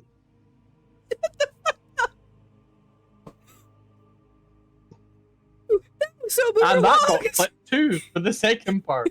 We're moving away as far as possible Yeah. from that topic. So anyway, So, anywho, as I was saying, God damn it. Anywho, you head down into the underworld. There is Yes. boiling steam, roiling clouds, the glow of the crystals reflecting piped in moonlight, Mhm. and the garden is as healthy as you left. perfect. She looks at Doc. She goes, I am going to go feed the garden. And then when I'm done, I have very, very special vitae for you. I think I've gotten all the Okay. pieces finally. I think I've gotten the mother, the father, the guardian, and the seed. He stares with a sort of All in me. We need you to replicate it. And if anybody can, it's you, right? I can try. Okay. I, at least for 30 days, will have that blood. I drank enough to keep me bonded to both. After that, though, I can't do that again. Maybe 60. 30 days. You got 30 days, but you need to make it. Oh, there's nothing like tight timelines to make work easier. Only the work of an entire lifetime. Do I need to go find a different doctor? Are you telling me you can't do it? Has age finally gotten to you? No, I'm just being a crotchety old man as I have earned. You have earned it. Fair enough. Besides, you didn't say please. It benefits Lilith, ya twat. I don't say please when it comes to her, and that's your rule. Yes, but it's nice for a grandfather to hear that from his. Grandpappy, will you please help me make the perfect blood so that I can feed your unborn great-grandchild? See, that feels much better. First Terrace, now you. I like I gotta him. meet Mercurio after this. That's a whole new thing. Yes, but Mercurio is an asshole. I am just a grumpy old man. I like him. I just think he is also an asshole. Mm-hmm. You are too, Grandpappy. But I do not yes, I do not deny this. I know. I'm gonna go feed the plant because I think that was the last thing I needed. Unless I'm missing something else, and I don't think I am. I think I got everything now, minus close enough. This is perfect. This is perfect. I got this. And then I'll come to you, Okay. and I'm gonna need a lot of blood bags. Oh, joy. As he gestures to the huge rack of blood-related equipment he has. We will be fine. Okay, don't get sassy with me, God. She walks. I'm sorry. I think I've been hanging around Janet far too much. What have you told Janet, Herkebe? That she should really stop on the steroids. And then she got really upset. Anything else? Oh, and that, she needs to make sure she takes the medication. for the situation with the Ah. young man. But she said she was already cured. Yes, prevention is also better than cure. So Fair teaching enough. about She is a safe, whore. you are not wrong. She's a whore. I've had 12 patients. Who? There was a phone tree. A what? A phone tree. She had to ring around all of the people she Oh, sleeping dear with. Jesus. Poor Franklin was just the tip of the iceberg. So does she just sleep with anybody? Never mind. That is very obvious. She sleeps with anyone who gives her attention. I mean, it certainly seems that way. Also, there was a bit of a pattern that they were all of the people, men, women, the people in between. Non-binary, Grampy. That's the one. All of them, they how do I put this? They really like them big. They all had a thing. Okay, I get it now. I get it now. Okay. Yeah, no. Yeah. I imagine she struggles to find people outside of that sphere. It doesn't help that she feeds into it. Probably not, but I am not a psychologist. I am a specialist in the blood. No, I'm the psychologist. Exactly. Holy You should be shit. fixing her. Oh, baby doll, there's no fixing that. There's I don't no know. fixing. Maybe she just needs to find a stable friend who is like not only interested in what is between her I legs. tried. You know what she did? Took me on a ceiling, danced with me, and tried to stick her tongue down my throat. Why? 3 times. What is wrong with her? Know what? Never mind. Not getting paid enough for this. She walks You're off. getting paid? Yeah, fair play. She walks off. And she goes towards where she had found the big bulb on the ceiling last time, and she will spill 5 blood points into it. Okay. It reacts very much the same as last time. Okay. Pulsing stronger with life. The healthy part of the garden, or that healthy influence, seems to slowly expand a little bit. Mm-hmm. So it's covering more of the garden. Make a wits plus occult difficulty 6, actually. 6. I believe in you. You got this, mother. It's a cult. I might not. Hey, at least it's not Osmax. Fuck that entire skill tree. 5 successes. Yeah, oh no. However will you live with 5 successes. So Oh, no. as you are feeding your VT into the garden, you feel like you are very, very close to the just right tuning. But you can you have a very strong feeling that you miss very, very small piece of the puzzle. But it's one you already know about. Yeah, sure. I need the kid from the fucking garden. Yeah. I can't drink from the kid. That's not fair.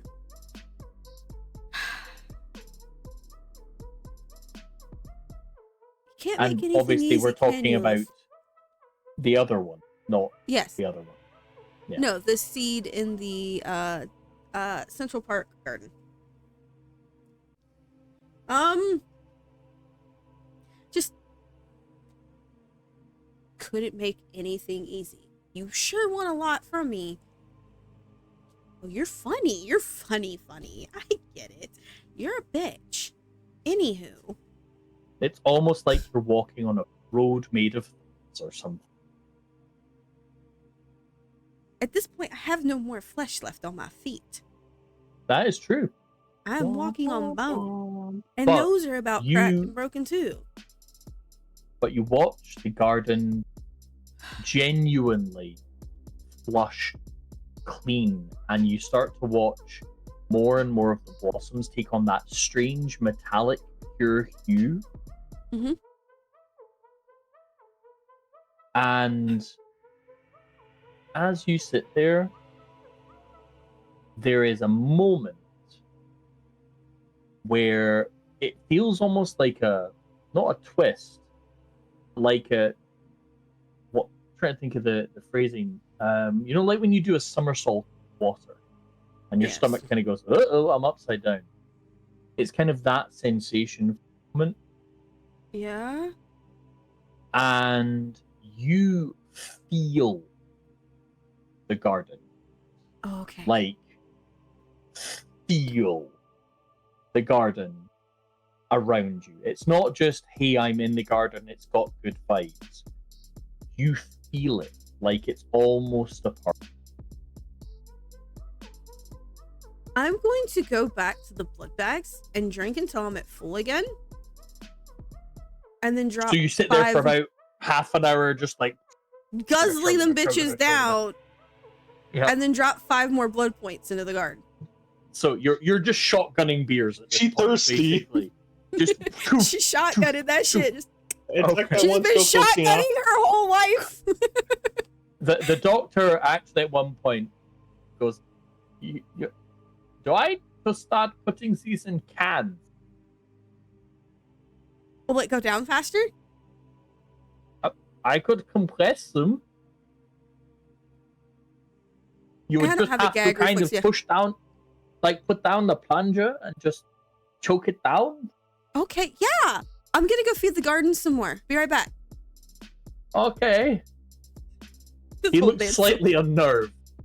And you feed the garden, and again, that wellness and that connection slowly seems to spread. And again, you feel that weird somersault feeling and that connection. It's almost like you can feel what the plants feel. Mm-hmm. It's very weird. I'm gonna take one of those metallic bulbs this time, and like I did last time, I'm gonna eat it. Okay, what happened last time? Bad visions, but we're doing it again. Okay, that's fine. I just thought I'd double check to make sure we hadn't forgotten that. She remembers the vision, but she also remembered how it slightly made her feel less hungry, and she's seen if that lost happens. the last bit of that. It made her feel what, sorry? A little less hungry when she ate it. Not fully, but just a tiny bit less. So, and that's her goal. Make a willpower roll at difficulty 6. We got this. Let's go.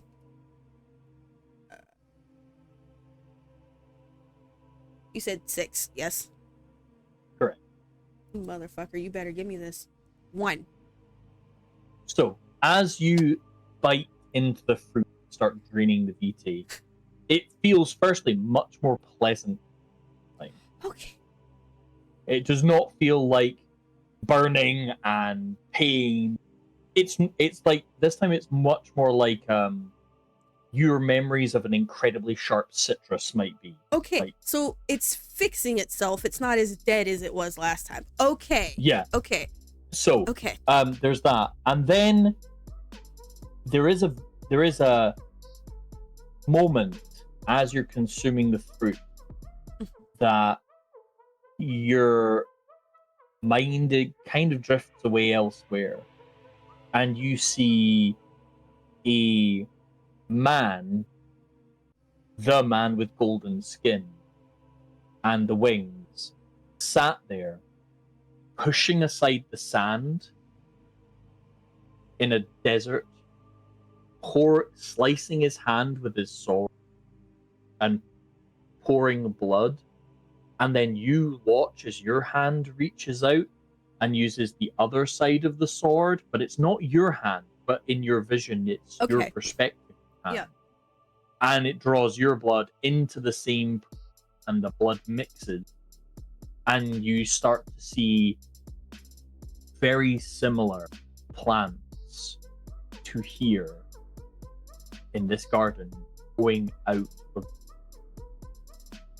and you see the figure with wings smiling at you in authentic joy and happiness, like a shared creation. And the vision fades. I have an idea. I don't think Terrace is gonna like this. Back upstairs I go. Like, I don't even talk to Doc. I just leave. Okay. Right. What's your current blood pool? 5. Would you like to make a hunger roll, please?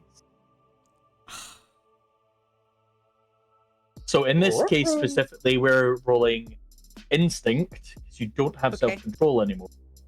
And the And difficulty is only 3 because there's 2 dry because blood of bag. my 2 because of my sword Yeah. awakening.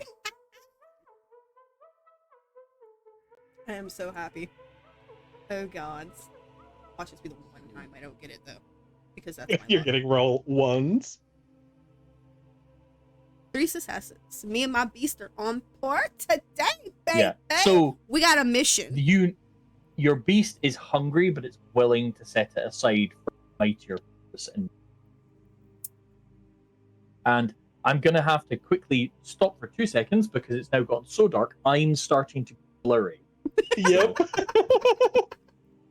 I do not have the power of obfuscate. So unfortunately, you're gonna have to look at a well-illuminated version. Bob, And my pasty ass skin. Yeah, thank you so much. Yeah, you.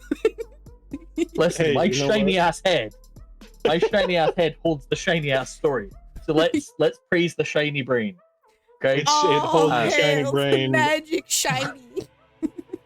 Thank you so much.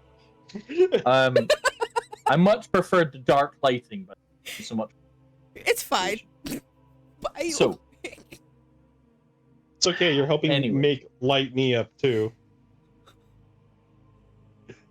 and then Casimir got stabbed by another.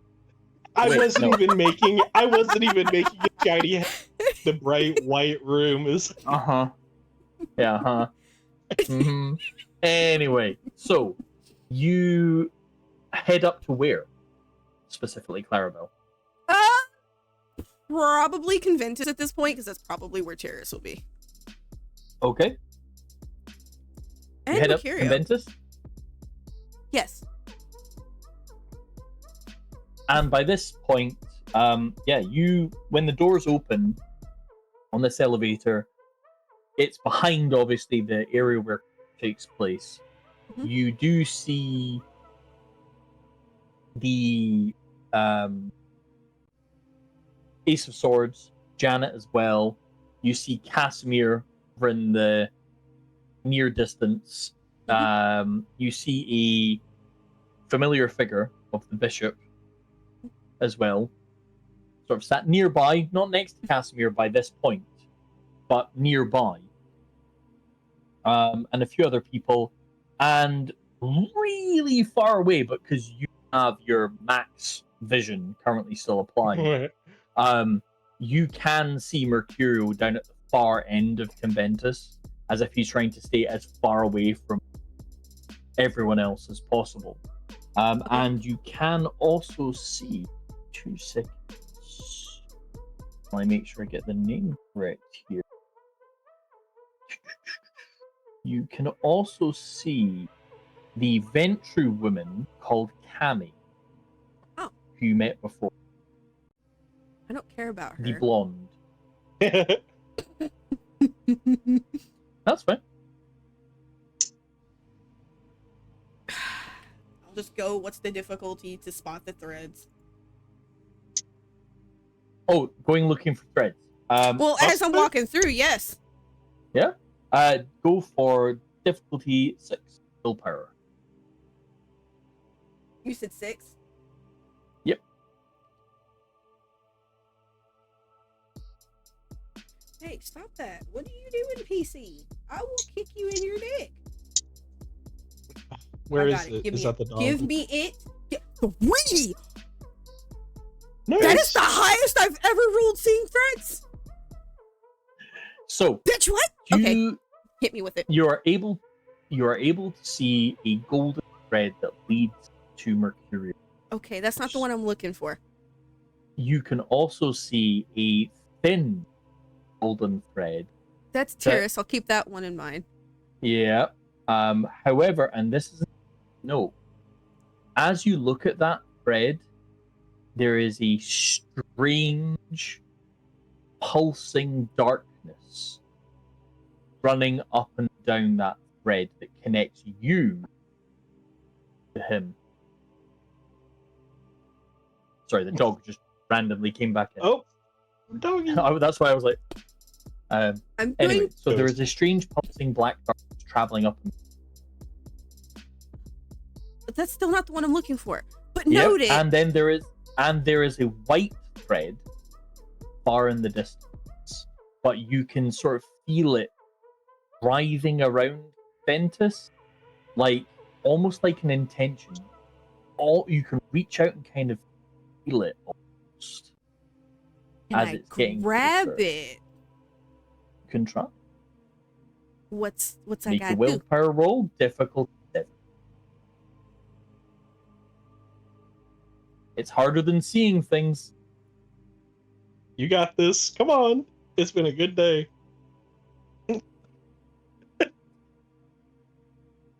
3 again, baby. Okay, so you reach out, and as you're stood there in Conventus, you're just I'm Malkavian. It's fine. Yeah. Everyone else is sort of stood there watching you, having just walked out the elevator and immediately to a certain degree. But you reach out and it's the strangest sensation. It's not like calling the dagger. It does not feel like that. There is a strange, almost electric slipperiness to that thread. And you're going to try and bind it around you. Okay. Just wrapping it around like it's a normal rope, just around my So, wrist. You have a choice to make, Clarabelle. Oh, what's my choice? You may roll willpower at Mhm. difficulty 8, God, or increasing. you may burn a permanent point of willpower if you wish. Permanent. Mhm. Those are your two choices. Roll. Or die. No, not or die. Ignore Casimir. 1. Well, that's 1 my success. You wrap it round your fist. And Wrist. you... Yeah. Wrist, not fist. Wrist. Like O'Grace. Wrist. Okay. So, is it round your right or your left? Left. Okay. Where it touches the red gemstone that was left in your wrist after a certain ritual. That was in my right wrist. No, it was in your left one. No, you typed right. Did I type right? Okay. Yeah, I'm looking at my notes. Hey, retcon. No, that's fine. No, right is fine. That's fine. I remember I thought it was that. in left. No, you said right, and I made the comment, so she's receiving it, not giving it. Yeah, that's fine. I've obviously rounded my head. Could you too? Anyway. Due to... so, anyway, yes, you wrap it round your wrist, and you feel it tether there, or at least that it is tied around. Feel him change direction from where he was going, potentially, to come to Conventus. You don't know if he's aware that he is being drawn, but you do know he is being drawn here.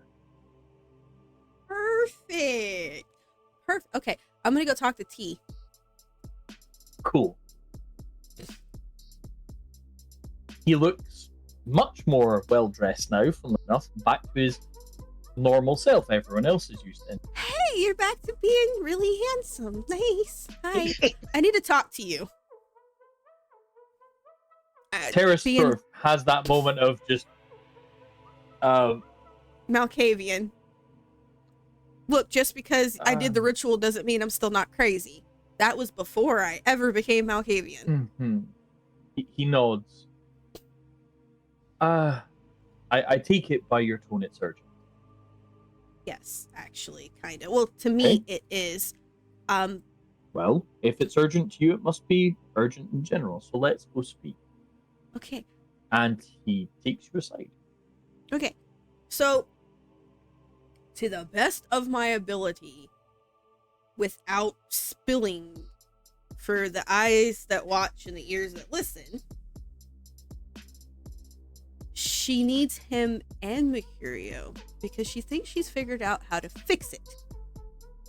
At least for now, until the last piece is found. She's been tricking it and using herself as the catalyst, but she's pretty sure at this point, if the three of them dropped at the same time, separately, it might do a lot better, considering since she's the catalyst, it's very diluted because it's a mix of them, as to where theirs would be pure. Terrace does follow along what you're saying. Got it. He gets the message, and he says, perhaps not right this moment.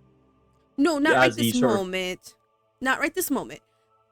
As a matter of fact, it's probably good for the next day or two, but during the next time, I would recommend doing it, because if I'm right, then I can hold it off until we find what we discussed previously. And he nods and goes, this is good news. It is. Very good news. Have you seen it? Yes. Okay, you should check it now. I have been doing this for 2 weeks. I will look when I am done. Obviously. I mean, before day sleep, I would go back down and check. I think I'm doing well. I think. It's still wrong. But I think I know what's wrong with it now. As you're chatting away, there's the usual sort of sword housing going on, some of them. Clarabelle, make an instinct roll at difficulty 5 as a little bit of blood is shed. Yep. I'll say the base difficulty, you can add in certain factors. God, don't you fucking beast. 3 successes. Let's go beast. Okay. The smell of Kindred Vitae, that a tiny bit has been spilled. You realize your body is not just craving, it is, given your recent changes, very enthused towards. You can feel your fangs aching. You maintain, this is not a safe place to do that shit. Sort of synthesis with your beast. Let's put it that way. Hey, Dad. I'm really, really hungry. Go to the garden then. Can you walk me there? I don't trust myself. Oh, of course. As he sort of like gently takes you by the small of the back and like into the elevator. SOS. Okay. She just wants to make sure she gets there safely without eating anybody, because she doesn't need to break the consent wall. You get in the elevator and it starts to rise. The garden doors, the doors to the garden, opens, and you step in. Make another instinct roll at difficulty 6, because the smell of the hot tub Yes, the usual. The smell of the hot tub here even sets your hunger. Oh, Holy. I'm rolling wrong. I'm rolling instinct is 4 and not 5. You said the difficulty's 6 now? Yes, but obviously then the usual. Oh, okay, 5. So 5 and 5. Yeah. Who's to assess this? We're going down. I need to go. Yeah, you suddenly are walking faster. You can't even help it. It's like, but yes, you hasten towards the center of the maze, where you're not the only one here. There are other members of the Swords taking breakfast, as it were, and Adego, Katia, and most of the Pentacles are here, giving of themselves to the Swords. That's awkward. I'm just gonna strip down and get in the pool. I know that does the same thing. And I'm just Okay. gonna Yeah, it does exactly the same thing. So you're just slash. She don't care. In front of Katia, in front of mom, in front of dad, just naked and Cannonball. jumps in. Done. No, not cannonball. She just, as she's walking, just strips everything down and just under. Like walks in just under. You regain up to your max Okay. very quickly relative to normal drinking. Yes. Because it is both Kindred VT and it is worth double that it would. Okay. Huh. When she's done, she'll come out. Yes. I sit on the edge. Like completely soaked from head to toe. But yeah. She don't care. There's a couple of Lilith. the rest of the Swords just sort of like, woo, yeah, Chanting. kind of vibe. Clear. Yeah, Oh, pretty much. God. Yeah, like cheer on the young one kind of vibe. Yeah. You're a bunch of teenagers.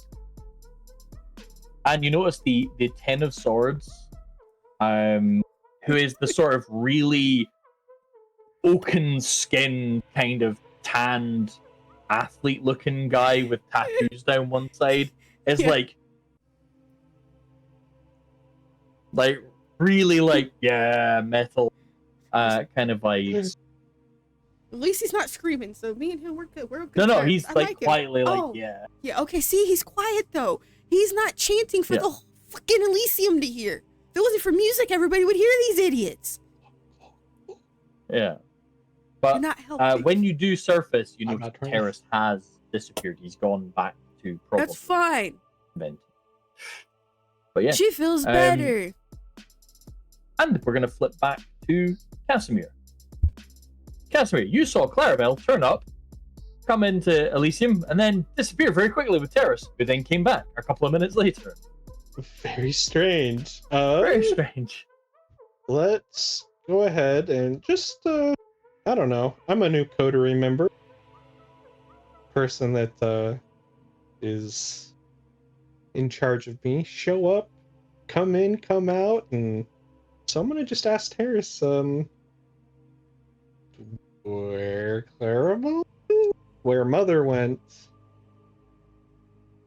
Terrace I looks don't at you know. with a certain kind of expression, like not outward aggression, but that sort of minimal level civility, and goes, "She's busy." That's more than I expected. At least I get to keep both halves of myself together this time. Thank you much, Terrace. God, what was it? Convener, not Terrace. Is it convener? Like to convene, gather? To convene, yes. So conventus is a convocation of the convener runs convent. Where everybody convenes. Okay. Yeah, like it's very literal.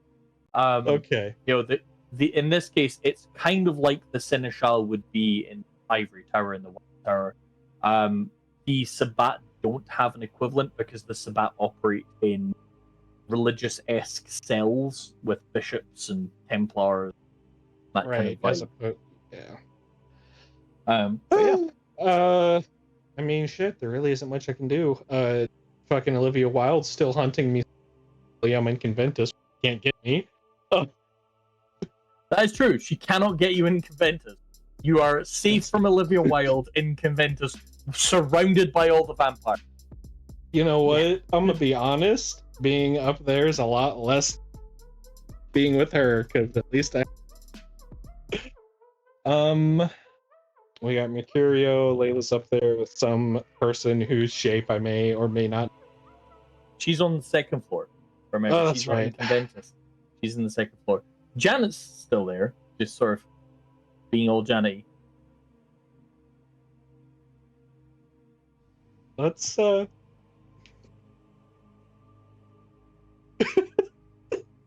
Just the immediate facial responses. I 100% get them, but sadly, this is the world we live in. Mercurio's there. I just talked to him yesterday. Honestly, I don't really want to talk to Janet. I feel like that's gonna take me somewhere I don't have the mental fortitude for right now. Okay, that is a very good very good self-control there, Cassie. Very good self-control. She has my number. My voice just cracked. I feel 13 again. I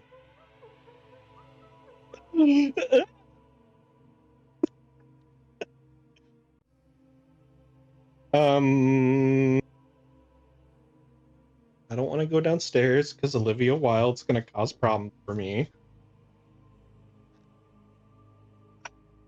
Let's time skip ahead. Yes, I was gonna say let's say goodbye to Carline. I'm gonna go to my own pit, and I'm just gonna kind of keep an eye out for Clarabelle to just come out, because I don't really have anything to ask her, but it's been a while since I've seen her, and she said I can't text her unless I'm dying. So you remembered this time. Good boy. Yes. So Clarabelle, you rehydrate, shall we say? Yes. And manage to get cleaned up and dressed, because it's it's a place set up. Yeah. I'll go back to Conventus after that. Okay. Casimir, you see Clarabelle come in from the elevator looking much more refreshed and in control than she did previously when she came in a very hurried sort of state. I just want to go say hi to Claire, the dear, sweet, kind mother. Don't look at me. You. I don't have anything in particular. I need Ollie's number because that was something that is hinted at. Like, she could start teaching me about Lilith and all of that stuff. So I just need her number so I can kind of organize that, or just get a hold of her. That's so cute. Is it me or Mercurio you're gonna bond to? I think we both know who, Mother. Mercurio. Okay. So you will go to him. You will be bond and bound. Then you will come back and you will start learning. That way everything you learn is between us and us only. Okay. Understood. She just kind of reaches up and just very tippy top toes just pats his head. You're like 2 feet taller than her. She's like, eh, good boy. So who is Casimir going to take bond to? Mercurio. He has to bond to one of the vampires and Doc can't bond. Yep. Okay. I mean, actually, are you going to go see Mercurio? Right there. Yeah, let's do it. It's just her. He's over there. Yeah, I saw. Didn't Claire? Weren't you looking for him, Mother? Oh yes, I'm going to follow. I'm going to make sure you, take him perfectly. You, then? I think she's making sure you don't run away. You can follow, but now you're going to have to get on all fours and crawl like the rose if you want to be behind me. So you either move it or crawl. Mother, those are both very good options. Not gonna lie. But I'll walk ahead of you instead of crawling behind. Fair play. Move You it? walk ahead. I'm moving. I'm hoofing it. I'm already way away from you. Right. Yeah. So you both make your way over to Mercurio, who looks up, slightly confused as to what's going on and the general sort of buffoonery by you that's kind of there, and pulls the big sort of slidey curtain thing around slightly so you can easily get in. Hi, stalker. And he, moment you're there and you call him that, he comes over and gently gives you a hug and kisses you on the top. Aww. I get huggies and kisses. I give huggies and kisses back, but really short. So the best I got is kissing him on the chest. I'm not standing on my tiptoes again. She goes, That's fair play. He wants to join and learn. Yes, I told him he had to get your permission. Oh, he wants to pledge himself to you. Well, actually, I guess I want to cut in here and very respectfully and politely ask what that means per se. In game. Bond. I'm asking. You're like bonding by the blood. You're pledging loyalty. So is this a Casimir question or a cost question? Honestly, both, because they're both a little stupid. Right. So the cost question I will deal with, right? So basically, taking on a blood bond gives you a magical, I really like them brainwashing vibe, right? But it's often a bit bi-directional, but basically you're taking on a mystical bond with whoever gives you Kindred VTM, right? It's why Kindred don't feed from each other as a general, because if you do it 3 times, it's like, I love them, I'm obsessed with them. 1 is like, oh, they're really cool. 2 is like, oh yeah, they're really cool. 3 is like, I want to eat, I want to lick their feet, they're so delicious. Kind of level of obsession, which frankly Casimir does by default. Now, blood bonds can fade when they're ones that you take on. The only ones that don't ever really fade are between sire and child. So, for example, Anton to you will always be there to some. It's just you might not feel it, for example, in the scope of, say, having a 3-point blood. You can have lots of 1s, lots of 2s. You can only ever have 1 3. And that 3 trump everything else out the window if it's ever compared to anything else, because it is an exponential scale of feeling. Layla has admitted that she can stage 3 you if someone else stages 3 you. Yes, she has or it has been discovered, shall we say, that she has a way of managing to maintain 2 stage 3s, i.e. her and someone else, combining a stage 3 bond with 1 person. Okay. Now then, in world, Casimir is just curious as someone who has, 3. I have 2 ghouls and sire. Blood bonds aren't something that frequent or familiar, so I'm just where was I?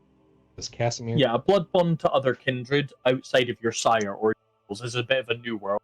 Casimir, right? Casimir would understand that it will make you feel a certain. It will make you want to do what they tell you to do, even if you would normally not want to, and that is something that you are choosing potentially to consciously go into. Okay. And it's effectively, you can look at it in two different ways. It's either a profound form of being enslaved emotionally, or it's a profound way of giving up your sense of self to a certain extent, with the foreknowledge that you are wanting to be that change. It makes you do that change. So if you're sitting there going, and I'm going to use a terrible analogy, I struggle to give up smoking, but if I surrender my willpower to to someone else and give them total control over me or significant influence, and they choose not to let me smoke, it's a hell of a lot easier to not smoke. Okay. Then, yeah. Casimir reaffirms his be bonded to Merc, and that's what he says. Very politely asking Mercurio to bond him. So Mercurio carefully reaches down to a set of controls and flicks a switch, and the actual like blackout style curve goes around the whole thing, like shh. Clarabelle, you're sitting here going, wait, there were privacy curtains? If you remember your first time with Mercurio in Ventus. At this point, who cares anymore? She'll do it again. She don't care. She Like, totally will. I'm just saying. Louder now. Old her was like, new her is like, we don't need those. Yeah. And Mercurio takes his wrist, bites it, and offers it to you to drink from. I do so willingly, eagerly. Okay. You don't gain a blood point because he's not feeding you full blood, but you gain a stage 1. Okay. Stage 1 blood bond is kind of like going from I don't think about this person to I think about this person when stuff matches up. Or when I'm thinking about stuff, they just kind of pop in my head now and again. It's that gentle vibe. But in the moment that you start to feel that bond happen, as you look at Mercurio, your perspective of him shifts from someone I know to someone I have a relationship with. It's not a certain amount defined. Of allegiance. Yeah, it's like very much a connection. To you, they look brighter, maybe they look attractive, or they look smarter, or commanding, whatever sort of fits that mental picture. Right. And in Casimir's case, as you're doing so, you get a profound of understanding of ghouls go. Because this is the exact same process you have put 2 of them through so far, yeah. And Rena way more willingly. Bomb willingly, but but you get that moment of understanding what the beginning of that process even feels like. And it's a profound shift of perspective. You can feel that sort of creak of your understanding of care about shift. All right. That's pretty easy to do. Above game, I love it. So now it just gives me a reason in game to act like a fanboy. God. There's 2 of us now. I'm curious. So I'm bonded with Mercurio. Stage 1, fairly basic. He just looks cooler. Hard to do. Already maximum cool. Since he's a stage 3 with Claire, does that he has no bond right now? Oh, okay. No. Oh, never mind then. Yeah. But I want to ask the question anyway. Yeah, bonds don't transubstantiate down the chain. Yeah, I think it's 1. Yeah. Okay. Bonds don't transubstantiate. Now, that isn't to say that a hierarchy of blood bonds is not possible, but it's more, say for example, big boss man at the top has a level 3 blood bond with his lieutenants. The lieutenants have a level 3 blood bond with their people, and so on and so forth and so forth. The feelings you have are for that level 3 blood bond you have, not for who's in charge of them. But what tends to happen is that's how strong hierarchies are built. Specifically, the Tremere use rituals to achieve that. And that authority is why the chain of command exists to a certain degree. And it often is usually based off the sire blood. That the sires really often then improve to make a chain of command that is impossible to disobey because you just want to do what they tell you to do. One more question. Now that I'm Go for it. nice, Casimir is elated and he doesn't really care much for Sabbat or Camarilla. In fact, he enjoys all the crazy shit that Mother has been doing. And he just learned that there is potentially some nasty cane temple underneath that we just went to. How secure, how quiet is this area we're in? So the area you're in is very quiet because the privacy curtain. So there's basically layers of curtains, and Mercurio, being somewhat antisocial, had already got up a lot of the noise baffling kind of ones. Not because he gets overstimulated, he just doesn't like people. People are terrible. That's why he enjoyed killing them. But the privacy curtains are incredibly. There is like white noise machines they can as well to help drown out using cheaty ear special magic. Clarabelle. This works out anyways. I was kind of coming to Conventus. Yes and no, and wouldn't you know it, I ran into a bishop coming here, and The they one told me from something under very... the ground? The very same Okay. one, Mother. And? She said that she was really interested in that book that we found. Yeah, that was And when I odd. told very for a Lasombra to be interested in something like that. Mhm. That whole building was actually pretty interesting, wasn't it? Mm-hmm.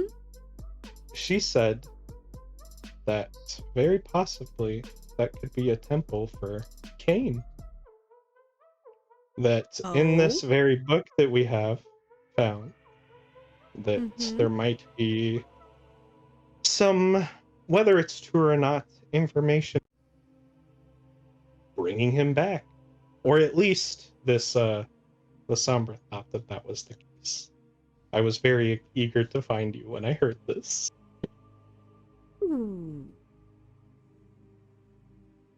Yes, I have to go make a trade with Anton for a little bit.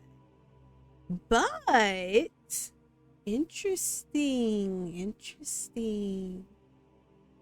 That was one of my two intentions coming here. Uh-huh. Yeah. That was all, Mother. I bonded with Mercurio, which is having me feel all... I but will I found that stab you. information. Promise? You won't like how I stab. Oh. Fine, I'll behave.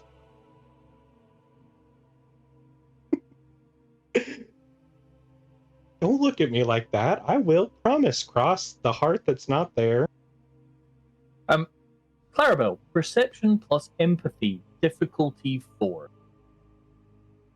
I'm not lying. I know you're not lying. She knows you're not lying.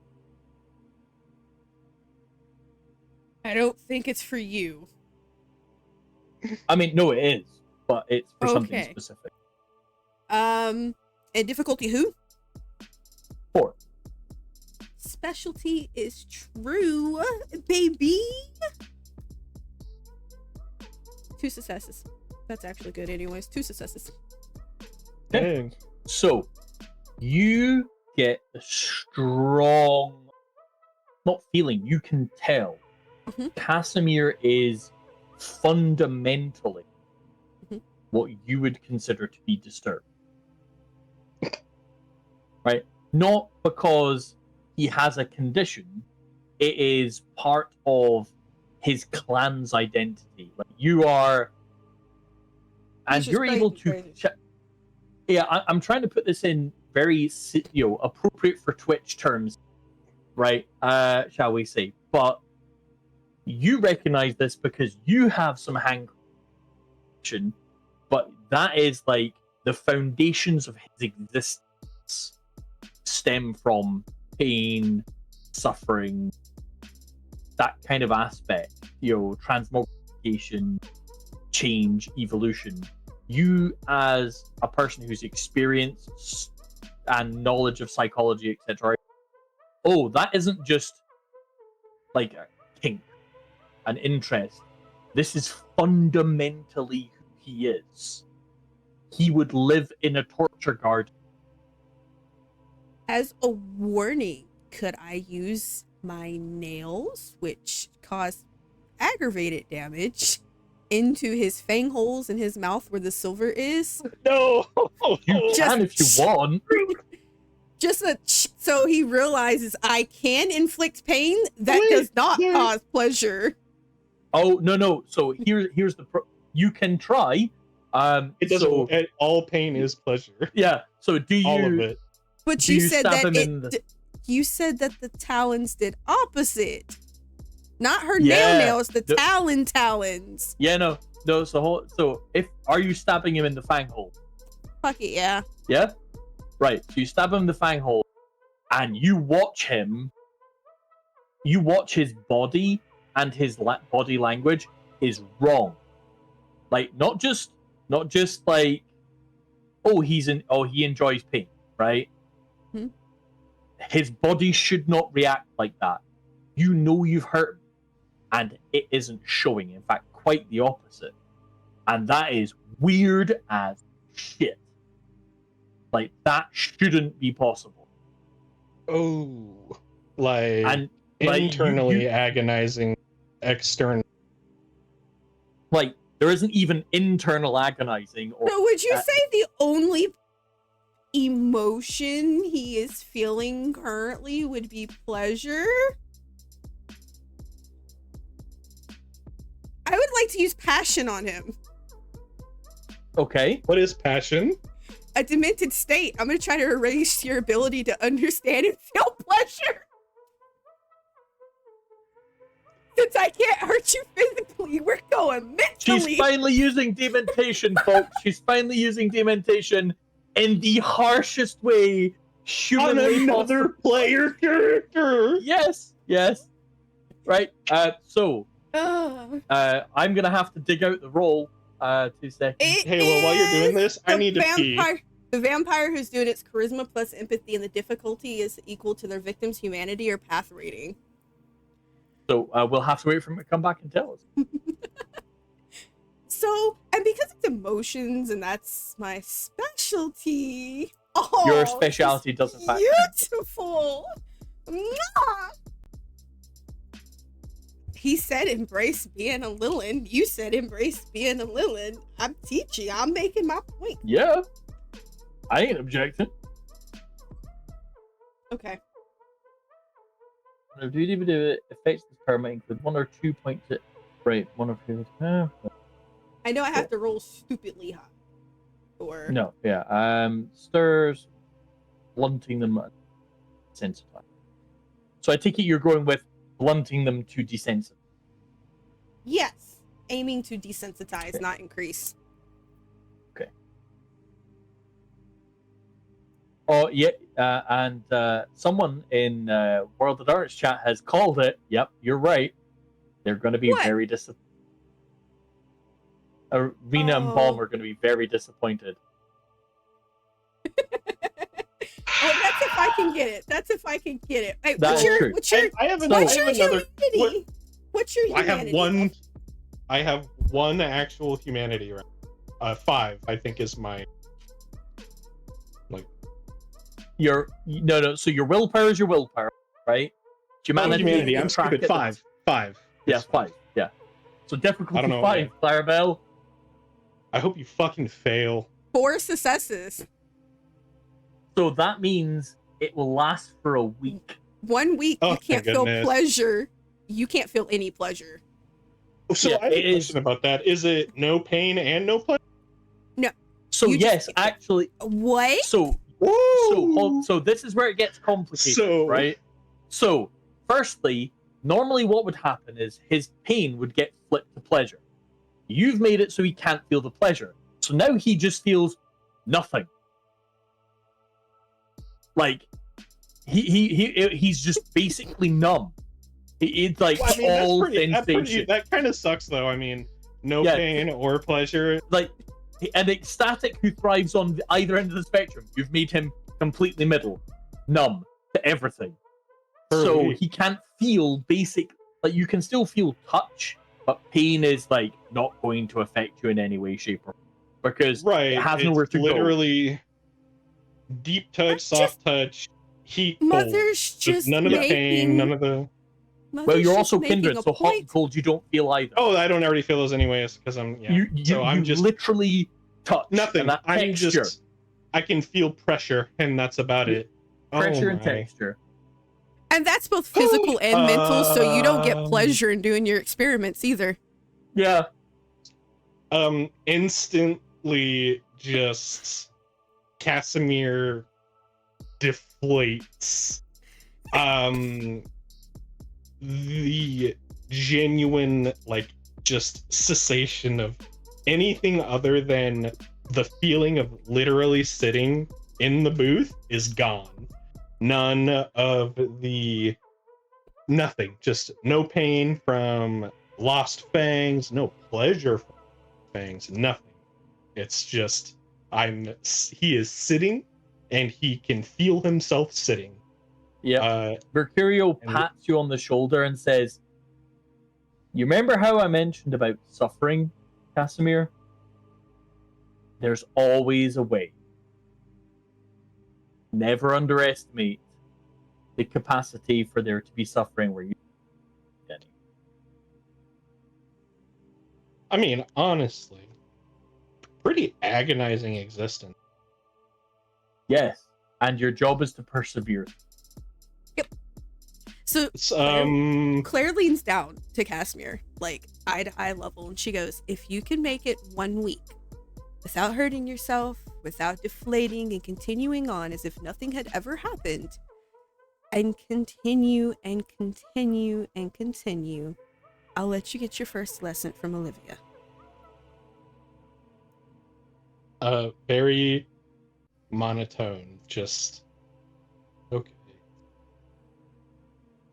Not sad, not happy, no pain, no pleasure, so just I'm right there, and I can't feel happy about the fact that bonded.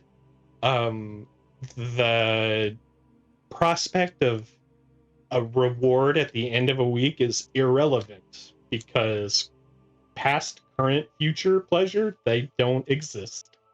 So I would love it if you could make a self-control roll. Now, this is where it gets important, Casimir, right? Because I'm going to ask you a question. You told Mercurio what your purpose was, didn't you? Yeah? Yeah. You established what your reason was, what your purpose was. Does Casimir believe in that purpose to transcend his limitations and what does he really believe? Yeah. Okay. Difficulty 4, self-control check. The one thing that started Casimir kept him going through decade after. For anybody watching above game, this is something that has been discussed out of character and above game as something that the player wants. I know I sound sad. I'm not actually like. Yeah. I'm not being this is not emerging PvP violence. This is all being very carefully discussed. Like for weeks now, this is something that that is legitimately wanted. You just said self-control, right? Yes. If anything, this is kickstarting Casimir towards the path. If anything, because becoming a he gets to villain. learn self-control 3. I don't even know why I bothered looking at this. It doesn't ever change. How about the self-control in your party? Wow. I have low. Yeah, there you go. All 3. In that moment, despite everything, Casimir is able to hold on to his purpose. He is able to thanks to the guidance he's been given, specifically, you were not prepared for this moment, but you knew what you should be looking for within yourself. And even though it doesn't give you any sensation at all, you're able to hold to that purpose for now. So it means you're at no penalty. Is nice. What awesome. I don't know. Wow. I'm gonna do it, Mother. 1 week. Okay. What? In that week, you're gonna have to make yourself a garden. Very small, no more than 5 plants. And you're gonna have to nurture it. If at any point you forget, we restart. And next time, Mercurio will do it. Much stronger, a lot more skilled. Yikes. And if he fails, Mercurio, that's on you. Yes. Mercurio looks at you, Clarabelle. Since when do I fail?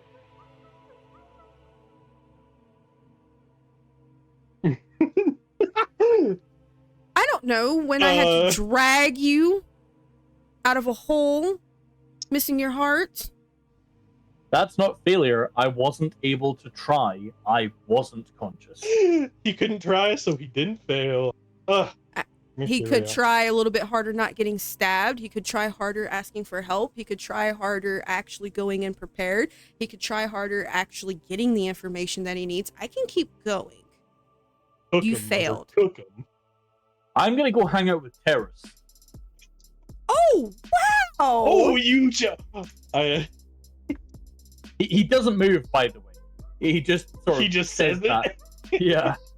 Okay, go hang out with Terrace. Tell Daddy I said hi. He raises an eyebrow. You said that differently. No, same way. Dad, daddy, father figure, sire.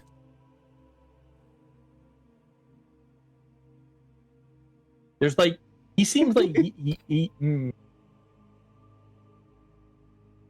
Anyway. Okay, Casimir, fine. do what Would she you goes. please go tell Daddy his little girl said hi? Stop, no.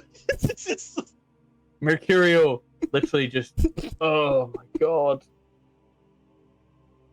There are moments. Casimir's just a little flabbergasted. There are moments. Now when I say Daddy at the dinner table, it's going to be awkward. Am I calling you Daddy or him Daddy? You think you're the only one who can play pranks, Murky? Murky! No pleasure, but there is just a cacophony of cackles and giggles from the demented. I mean, you can make jokes about a 3-way between me and Ollie and you. I can't make one between you, me, and Terrace. Mostly because you wouldn't survive, but... Oh, that sounds even better.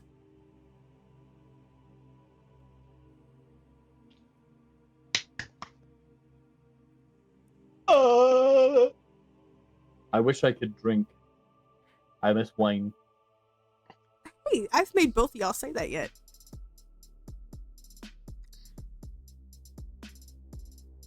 Mercurio closes his eyes for a moment, and despite not needing to breathe, takes a deep breath. You are lucky I care about you. I love you.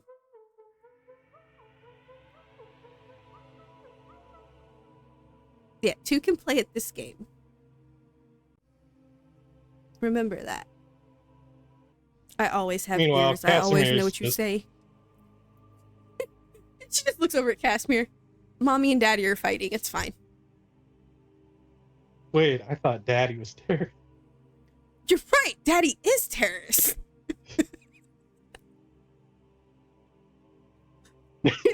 Despite the bond with Mercurio clearly get a dig in with Mother. She looks at Mercurio just... Are you gonna go stab him? I mean, I wouldn't feel anything. No, not you. Oh.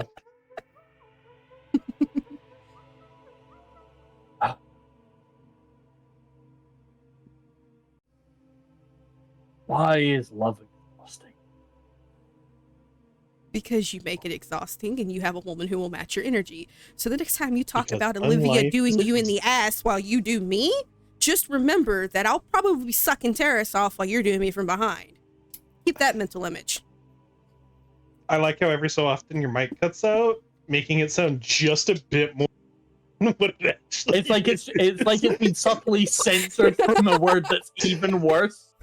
It's like I'm off sucking. If you're not careful, I'm gonna be sucking. Beep, beep, beep, beep, beep, beep, beep. That's actually the new button I have. I'm clicking, so I hope it's doing it at the right time. It's not. You're doing it at the wrong time. You're doing it Close right enough. after you say the word. Close enough. There's Anyway. a delay, but anywho. Whew, Yeah. I mean, yeah. Sir. So that aside, eventually you guys finish your conversation about who's daddy-ish. Who is daddy? And we Yes. take a poll, and it ends up being Terrace. Clearly, What a Terrace. shame. Right. Clearly, That's So, a fight. what's Daddy the plan? Iron. Yeah, she just kind of looks at Casimir. Just so, I need you to keep talking to the bishop. Okay. Figure out what exactly is in that book that we need to know. Because if it's a Cain church, we're gonna go burn it the fuck down. Should She pretty much confirmed that to you, by the way, Casimir. No, yeah. I in Casimir's very, very brief perusings of the books and what in the store, he has gathered the general unliked vibe of Cain within. So that's exactly what he was hoping to hear. Okay, so you have a Bible of Cain. Effectively in her mind, if it has any information on Cain, right. by her own Fine. tenets, it's a Bible of Cain. in her, yeah. No, that's Claire explaining. If it spreads any word of Cain, it must be destroyed. It can't be kept. Technically, we don't know. I don't know that yet, though, Mother. They said that. They said that, though. My dear sweet Casimir, the Sabbat pretty much suck Cain's dick for a living. If they're saying it's there, and this hardcore that a La Sombra has walked out of the shadows, showed itself to someone who is openly allying with the very person that they don't exactly want right now. They've gone so far as to go through the dark, which means they had to make a deal with the Fae to get past there, because as awesome as they are, even they aren't walking through living darkness like that. Then it is exactly what they need. Which means it is Cain. I am not going to say that she is lying. If anything, I fully believe this woman is telling the truth. And if it's below my garden and below my city, I'm destroying it. Yes, ma'am. Why I said anything in the first place, whether real or not. You need to get a hold of the book and burn it. Well, like, okay. Burn it. Yes, ma'am. Mother. By any means necessary. Yes, I didn't do it. Bam. Willpower roll. Difficulty 4. Should I be scared? I don't like how you look at me. You said willpower. And that is not a specialty. Get out of there. 4, dude. Everything's special when you roll it. Wow! That's amazing! So, as you are sat there, you feel the thread you tied around your hand sting to life. Like, it is, the source of that thread is near. Oh. Perfect. Anywho. She turns around and she looks at Casimir and Mercurio. She goes, okay, so you two. Just You Casimir, just what you went gonna do? muted. Hello. Yeah, I can hear you now. Yeah. Yeah, you just like Need you to get the book from Anton. Get the book to Merc. Merc, destroy the book.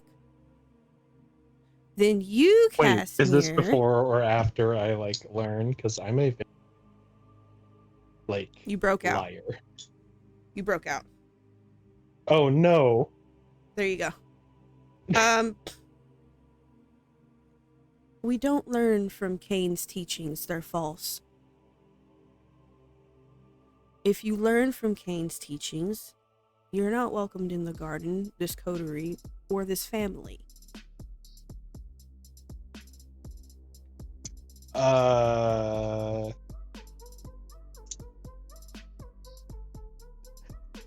It's false knowledge.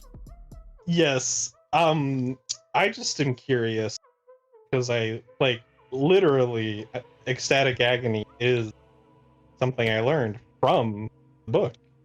Then we'll bleed it out of you. So Splendid. here's the cool thing, because Clarabelle, you would know and understand it. So there is a big God. difference. No, this is a good thing. So you know there is a difference between the disciplines of a clan and knowledge of Cain.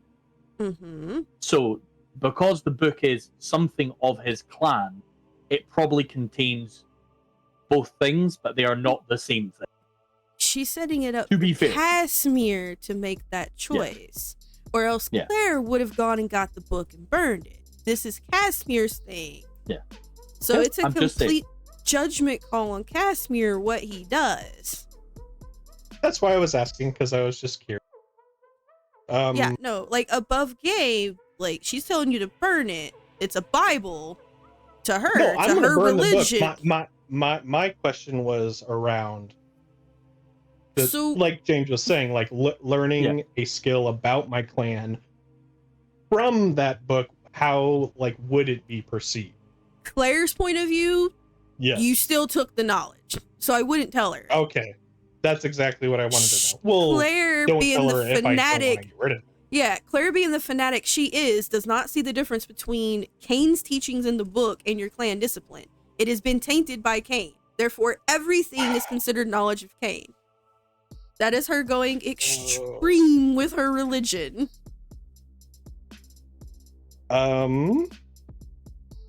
You can do whatever you wish.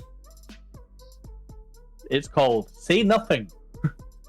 Well, that fucking nasty La Sombra knows that I know it. But, I mean, she's gonna get dragged pretty soon. For now, we're just gonna not say that I learned anything. Okay. I definitely didn't read it, and Everything's gonna play the- copacetic. I'm gonna play the part, and by play the part, I mean just be the dumb doctor that I am, because I don't know the difference between those teachings. I don't know much about Lilith and how deep Clarabelle's hatred for it runs quite yet. You're starting to get a vibe. Let's put it that way. So pick up for now, in the sake of being fucking, I don't know. The idea of eternal non-passion or pain sounds awful. I feel like if I tell, hold me down and keep doing passion until it. And you have to keep, now she made it clear, you have to keep doing everything that you would normally do. You have to keep doing your work. You have to keep entertaining your ghouls and everything else, despite the fact you can't feel it. I'm gonna. I have to. Oh, so my thing is, dumb Dr. Casimir, he is not good at like lying and stuff. As far as how burning the book, do I literally see what I can find out from Sombra? You dropped out, though. You said Yeah, you burning the dropped out. book. Oh Utter no! silence as you talk. That's all. And That's gestured. all I'm doing. I'm just curious. I might be just a little too hard, which I am prone to do. The La Sombra, like how long would you like me to talk? You just like It to is- brag or two. Get as much Why am I information as you dwarf? can. You're too far from your mic. Yeah, I think get what's us- happening is it's just dropping off slightly every. I Well, want you to keep figure flying. out why exactly she's here. I wonder how good is Ollie at crafting? Ollie? Oh, she's what, Like- 5 in craft? But like, what specific? Is it jewelry? Is it like leather? Could she perhaps make a very good-looking book? It's not. Does that fall under it since she can do bookbinding? Because Yeah, so what's bookbinding in the and book stuff would doesn't come under- matter. yeah. No. Yeah, Hold what's on. in the book doesn't matter. Because bookbinding is making the book itself. Would that Yeah. fall under it despite the fact it's flesh? Yeah. Well, it doesn't. Yeah, it's still necessarily making a even have book. to- The leather it's made of is, no, subject to some debate, but it's still the same skill. I'm just thinking ahead, Mother. She's jewelry they and might want to see it. bookbinding is what she does. Claire does papers and drawing. So in theory, Kinda. yes, Ollie could manufacture a facsimile of that book. And You fill would it have with to- utter nonsense. You would have to get that book out of Anton's grasp. You're his child. If you're taking it back to your haven to study, I don't see there being a problem. A few pictures sent to Ollie or have her come study it a little bit. Maybe once a week. Long-term goal to get it replicated.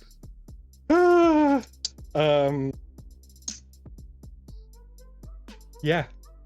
I'm just thinking we got Anton doing Ollie's surgery, so we probably don't burn that book in. I Yeah, did give my it a job. hot minute. Too. My deal's done. Like, Well, I guess, yeah. Whether At this or not point, we if burn he that book, does he it- has to do it anyways. at this point, if he doesn't do it, then, he'll have Conventus on him and the rods and the sheriff and everyone else. And I have no problem throwing someone underneath the bus for breaking a deal. Wow, So- Claire's getting dark. No shit. So anyway, what's next? What you want to do, Casimir? I know what I'm doing next. She know who she doing. You damn right. I changed my mind. I'm gonna do something a little crazy. Oh, Go for it. We like ham or ham. Mother, I did learn something in that book. what did you learn? It's a skill for my clan, ecstatic agony. The subdued feeling emanating off of me, or that passion, that demontate that you did to me. There's no pain. You didn't swap anything. I just have no pleasure now as well.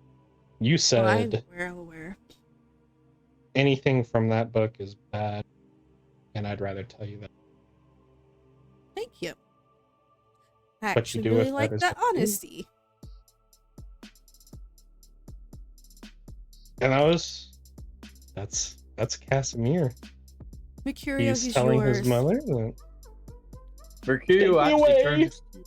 Mercurio turns to you and says, "That is the kind of behavior we want to see. That has meaning. You because it could have also just gave said me nothing. nope. You could have said nothing. You lose nothing or gain nothing, and yet you chose to stay the course. That is good. Don't get me wrong. Would I rather you didn't have that in you? But the important thing is you're making the right choice now. Even though it was harder, you walked into the challenge and the pain and the learning and the lesson you didn't run away from. Which already makes you about 300 years ahead of me. just thank you. No pleasure. Well, is satisfaction considered pleasure? Can you You can still feel a sense of satisfaction in a job well done, kind of. I am not pleased that I did it, knowing that it is going to cause more, but the satisfaction of staying true, doing what I should be supposed to what to is there. That's all. Nope. Mother has something she's gonna go do. I'm gonna just stay Mercury. Okay. I will. Stalker. His Stalker. name is Stalker. Stalker. Sorry, Mother. In You private, only- Stalker out there, Mercurial. Good. What? Out there, Clarabelle. In here, Mother. Gonna Noted. give us away. I'm not ready quite yet. Anywho. But yes, storyteller. So what are you gonna do and do? I'm gonna walk out and see if I can see my cute little devil. Oh wow, you just super. You just super cut out. You went, I'm gonna go I'm out there gonna and walk out. and I'm just gonna like walk silent. out. I'm gonna walk out, see if I can see my cute little devil. So you walk out and you can see Potter is up near where Terrace is holding. He is talking to the Ventru that we mentioned earlier, and also talking to the Ace of Swords, just congenially. I'm gonna be sassy. So since I have it Okay. wrapped around my wrist, I'm going to let my fingers kind of holding my hand at my side, so the thread comes through my fingers. I'm gonna wrap it around my fingers and then just give a really harsh with my talon, as in flicking it Okay. like it's the string to a guitar. Just ding! Willpower 8. You motherfucker! I'm holding it already. Why? Yeah, Well, now you're because doing about something to do crazy something with it. really significant to him. Fuck that guy! Not cutting it. I'm just ding like a fucking yeah, guitar. No, that's, yeah. That's some real. I That hope makes me he think feel of it. I hope he feels it. 2 successes. Yeah, there is a moment where you watch his spine go bolt straight, like somebody's just ran a finger up his back, Oh, I and- thought you were- and he can clearly tell something's going on, and turns around and sees you. Oh, I just very soft, polite as I did during court, head bow, just since I knew he's looking at me. He puts his hands down his sides and actually gives a formal bow. Oh, we're being formal. Oh, I'll be very nice. I'll put my hands down at my side and do the same bow to him. But when I go down again, I'm gonna strum it. Okay, another willpower roll. Go for it. Same difficulty. 2 again. Oh my goodness. Oh god. So. Okay. He can tell it's you. He's looking at you, and he can tell it's you. You can tell he can tell. Let's put it that way. Okay. And he is going to try something. Oh, please. What is he gonna try? One wrong slip of my finger and I'm cutting his cord. Oh no, Oh, that'd be so awful. Oh, Oh, calm down. First it was Daddy. Now it's this. You need to. I need to calm down. Claire's getting really sadistic. Yeah, I know. She just got fed a bunch of juicy information. She's probably buzzing right now. Okay. As you Ooh. stand there, you can feel a cacophony of noise wash over you. It's like hearing dozens and dozens of people all going through different forms of mental anguish all around you, to the point you can't hear the words around you. Oh, he wants to fuck with my head. Okay. I pull my wrist to my mouth and purposely drag my tongue across the thread and let my fang just barely pierce it, as if saying, keep it up. Okay, willpower 8, please. Can we We're do doing it? crazy ass bullshit today. Okay, as your fang pierces into the thread itself. No. She hasn't pierced it. It's like she's gonna making it a point. Brushing the fang across the surface. Yes. Yeah? As you do that, you can sense, almost see his memories. Oh, great. Like with Merc again. All right. Yeah. But you realize, based on the way he's looking at you, he can feel you, and you're not sure how much he can feel of you. Mm-hmm. That's fine. In that moment. Matter of fact, he can feel me all he wants. Feel free to clip that chat and put that on a GIF or something. He's trying so hard to keep a straight Feel face. me all he wants. That probably belongs on a TikTok. I mean, yeah. Then which fails. So since she has it like wrapped around the wrist, so you have like the little piece that's hanging here from where it was wrapped, and then the one that's connected to him. Since he wants to be a fucking cunt today, she's gonna take the smaller piece, like it is nothing more than spaghetti, into her mouth and rip it off. Just okay. Willpower, you know the difficulty. I got this. Watch. Come on. This one should Come be on. a 2? No. However, it's a boss. Finally failed. Oh! No, it's After a boss. all day, finally It's failed. even worse. So you're gonna get a. As you bite in to tear and rip it off. I mean, I still get teared off. So. Yeah, you're suddenly in his memories. Ooh, like yeah. you are stood there as a bystander as you watch him as a child.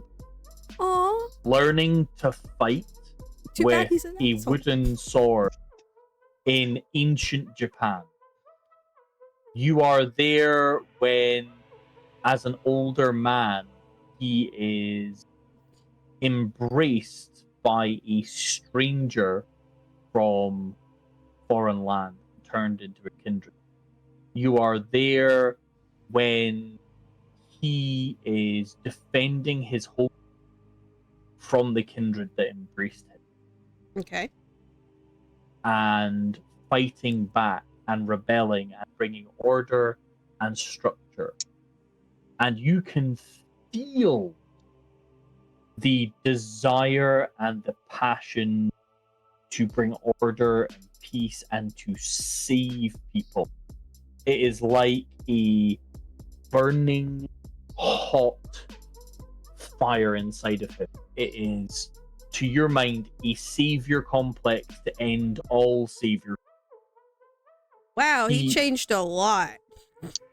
And you watch as over decades and centuries, the maintaining of that order that keeps people alive and safe becomes the cause rather than the way to fulfill the maintenance of order, the maintaining of it, the creating of structures becomes the thing instead of supporting the thing.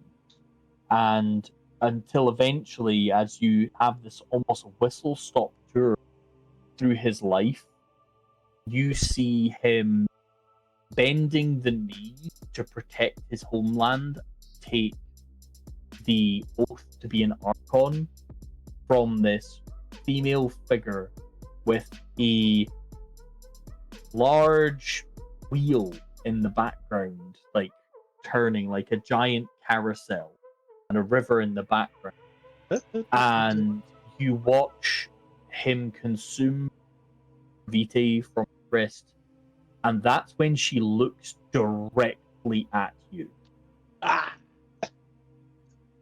And smiles. Perfect. And that's what I needed. For 2 sets. That's what I needed. She's looking at you. That's literally what I needed. I'm not even going to worry about anything else. I'm waiting for my turn. That's what she needed. Claire can't see threads until she directly sees someone, even if it's in a memory. Oh, shit. Put that tongue away. What that tongue do cause problems, apparently. Talks a lot of shit. That's what that meant. So far, this bitch has been able to back her shit up. She might not be able to fight, but so far, this bitch has been able to back her shit up. You don't need to fight when you got someone like Janet that can just spin kick someone in half. Janet would probably fight me. Janet would probably beat me if I went too far. Those hands are rated E for everyone. Just give me 2 seconds here, sorry. That's fine. Bring it. That's a fun idea there, Claire. Casimir can't feel pain or pleasure. Janet needs to be talked to. There you go, see? Now you can become her genuine friend that doesn't want to sleep with her. We're gonna make a house call, I think. That botch is probably the best thing that could happen, not gonna lie, because now I can see her thread. Whoever this is. The Justicar. Yeah. The one who took her man's spot. The one who sent a man to belittle her and continuously doing so. A woman who has lost the... What? What's up? What is your path rating just now? 4. Whoa! Holy. So, that's a lot of signals. Through the connection, you feel her reach out and touch your mind through that connection you currently have. And your, how do I put this? Your drive goes from whatever current level it is to very high for the next 3 months. Ooh. Yes. Where? She just cranked your drive. What? For 3 months. That's perfect. Oh, that's perfect. Oh, baby doll. You don't even know what my drive is. Oh, baby doll. And we're not done. 2 seconds. I would like for you to roll your instinct, please. At what difficulty? Conveniently, however, it would be for you base difficulty 4, but then take off your... Because she doesn't know that you and things work well together. Or in this case, apparently don't. Your beast, you're used to riding the tail. This is more like the tail riding you now, suddenly. Nice. Yeah, it's like there is just a huge surge of emotion and desire, and suddenly, instead of it being side by side together, there's very much this sensation She's in front of me. Yeah, like, oh no, being dragged along behind your beast chain. And that's when you sort of coming out of his memories. he looks really unwell, or at least you can't see his face, but he's sort of doing the Yeah. kind of thing, and you just feel very, Riven. in the moment. Where's her string? There is a thin trace of baby pink at the edge of your vision. Thin trace. I'm gonna ask the three witches to help me with that, since they've helped before. And summoning the baby pink string to me in my hand, since we're connected. So you're asking those three for help. Yep. Okay. So first of all, I would like you to Any make help a I wits needed. plus occult. Yep, wits plus occult roll at difficulty 6, please. Look, man, if we're going full passion, we're going full passion. If in doubt, ham. Go ham. Hey, it's been ham after ham. We got At this point, we're What basically difficulty? running a ham hock. At 6. At this point, we are a German restaurant. 2 successes. We got it. 2 successes. You feel the spirits of the fates answer your call. Those 3 awaken from their strange hiatus between the worlds and answer your call, looking to see how they can look for the purpose you trying to. We need that string. Specifically, that string here with me and anchored. Okay. You may make a willpower roll at difficulty 7, or you may burn a permanent willpower. Okay, burn that permanent willpower off your character sheet. Okay, go for it. Right. There is a horrifying sensation as you wrap that string around which wrist? The same one, the left one. Same one the Justicar is on. Sorry, same one the Arc. Yep. As you bind that to yourself, there is a violent sense of self-loathing that sears through you. It is not yours. It is alien. It is invasive.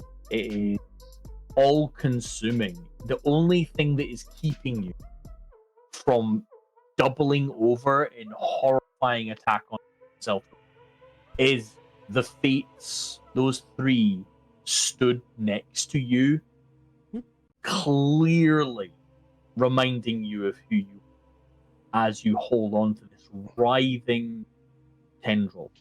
And as you do, your eyes see it even more like a snake, like a serpent, like something not just a thread, but deeply and more profoundly alive than others that you've touched before. And it is attached to you now. Like, not just anchored, but it's like almost melted onto your being and attached. And it feels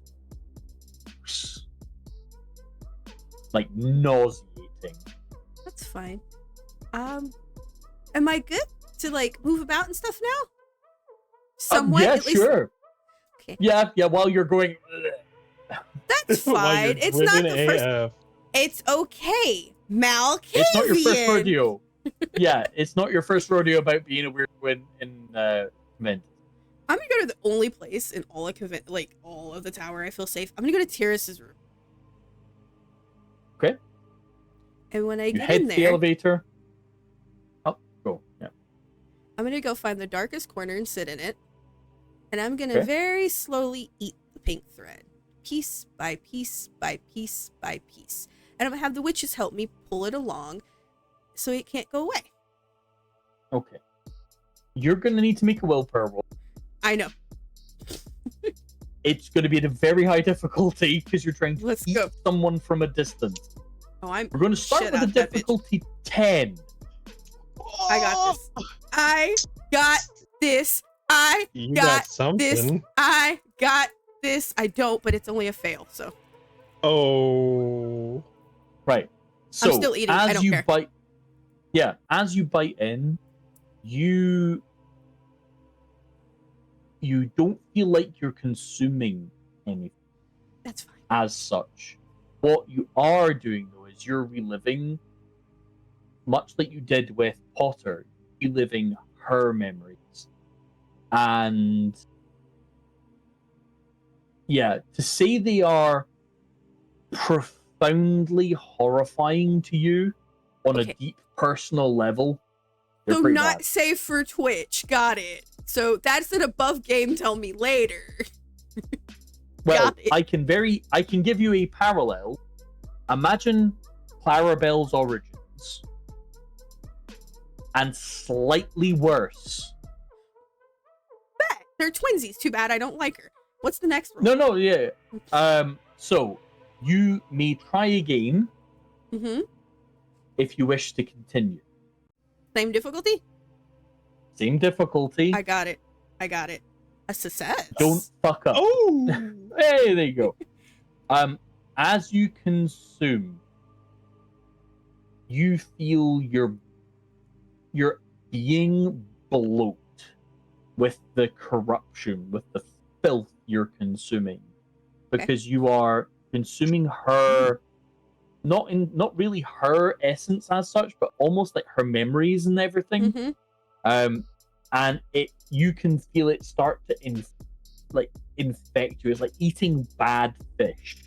Like it's like the kind of vibe as you try and choke it down.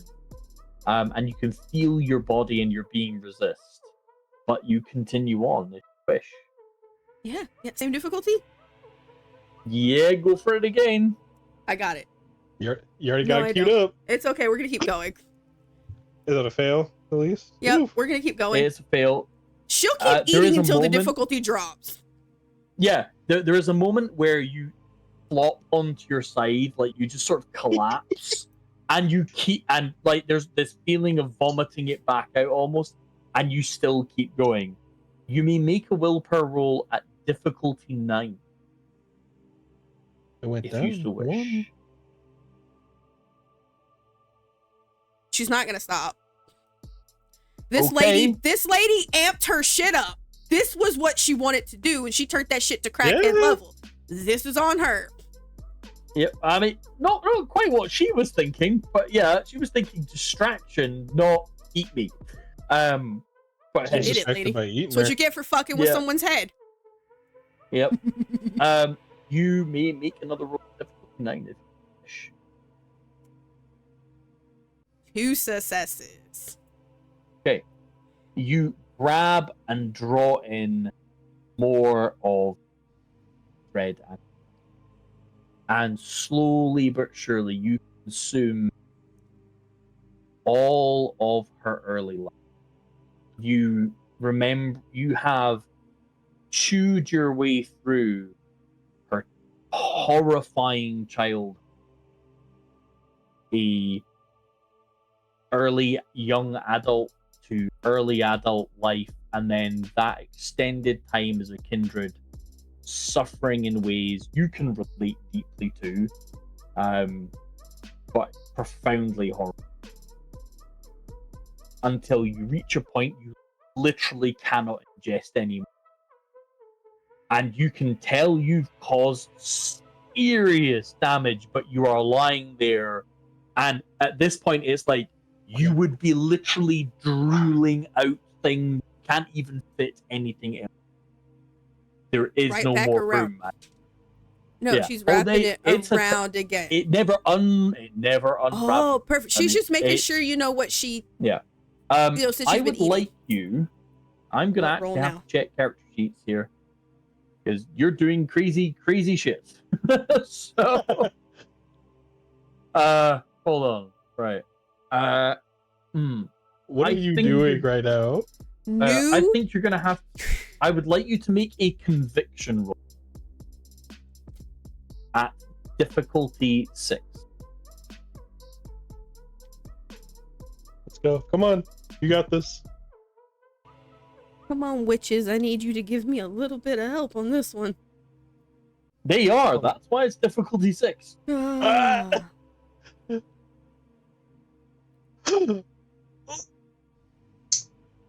So, as you lie there, having undergone her entire mortal life of raw, undiluted horror, you still manage to hold to your purpose.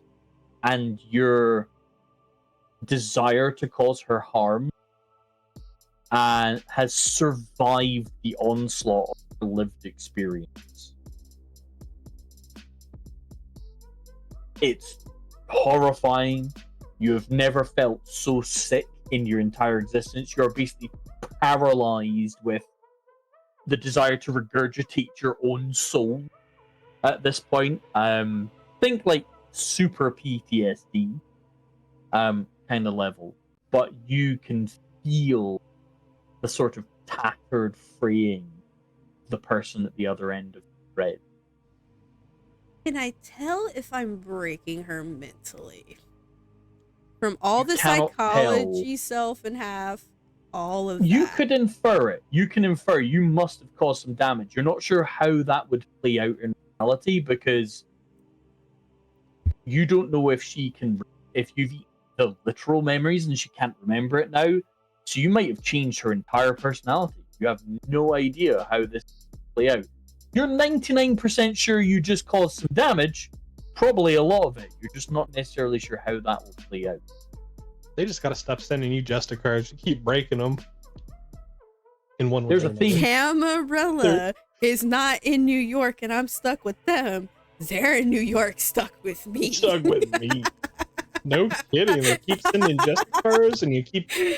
I broke Merc, baby. Now I'm breaking another one from a distance. And the funny thing is their victory just the cards off you all this.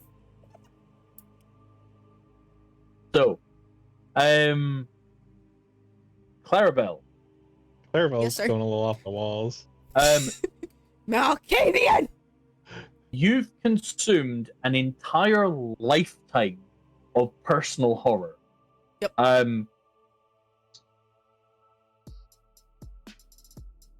Because you passed your conviction roll against all the odds, Literally. I am not going to apply a permanent derangement. But you were that close. Right? However, you will, Yes. for the next 3 months, obviously we've established you're going to feel that heightened state of Garar, right? They're stuck in this world with me. I'm not stuck in it with them. Yeah, you will also, during that period, be filled with a certain sense of self-love. Okay. I live with that daily. Now it Yeah. just amplifies. Yeah. It's like everything's been a bit cranked up. That is not how she expected that to go, to be fair. And above game, she was hoping you were going to get very distracted by Mercurio, sat nearby. And that is not how that panned out. Nope. However,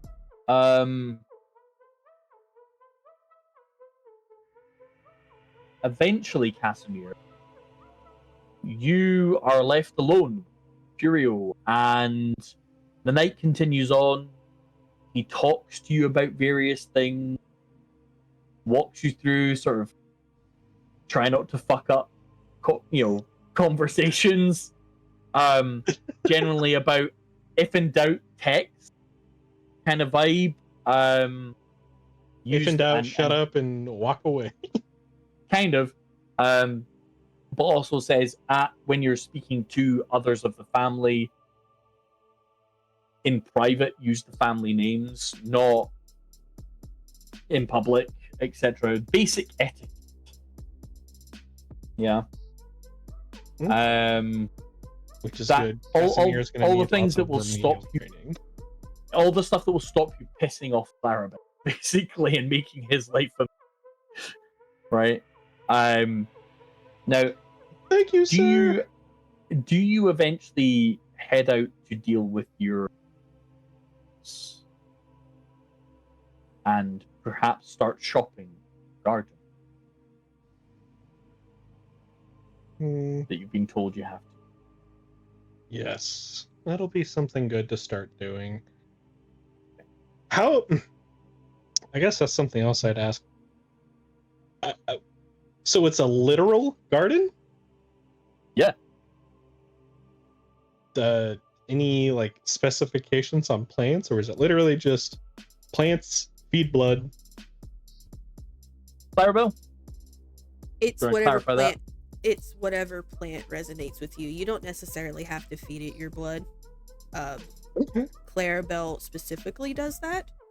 She didn't say She's a make a pet bitch. garden by blood. She said make a garden. Garden by blood is something completely different. It's when you nurture it from a seed and physically grow it with your vitae. That's what she does, and it's a bit more religious in terms of how James has explained it to me. It's more of something that the matriarch or the patriarch would do because it's meant to be a garden shared. Yeah, and that makes a lot more sense that like Clarabelle would have a like it's different. I'm not like your goal for the end of this path is definitely different from Definitely what different than yours. Casimir, So like what Casimir wants to be at the end of it, so it makes sense that I would You're- not have to. yeah.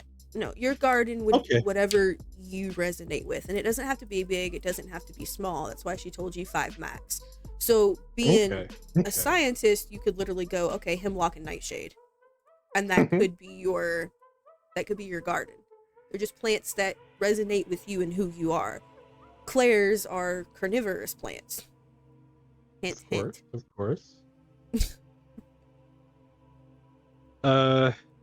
Yeah, Casimir is just gonna start slowly but surely asking around. There's a couple of people that he can talk to about that.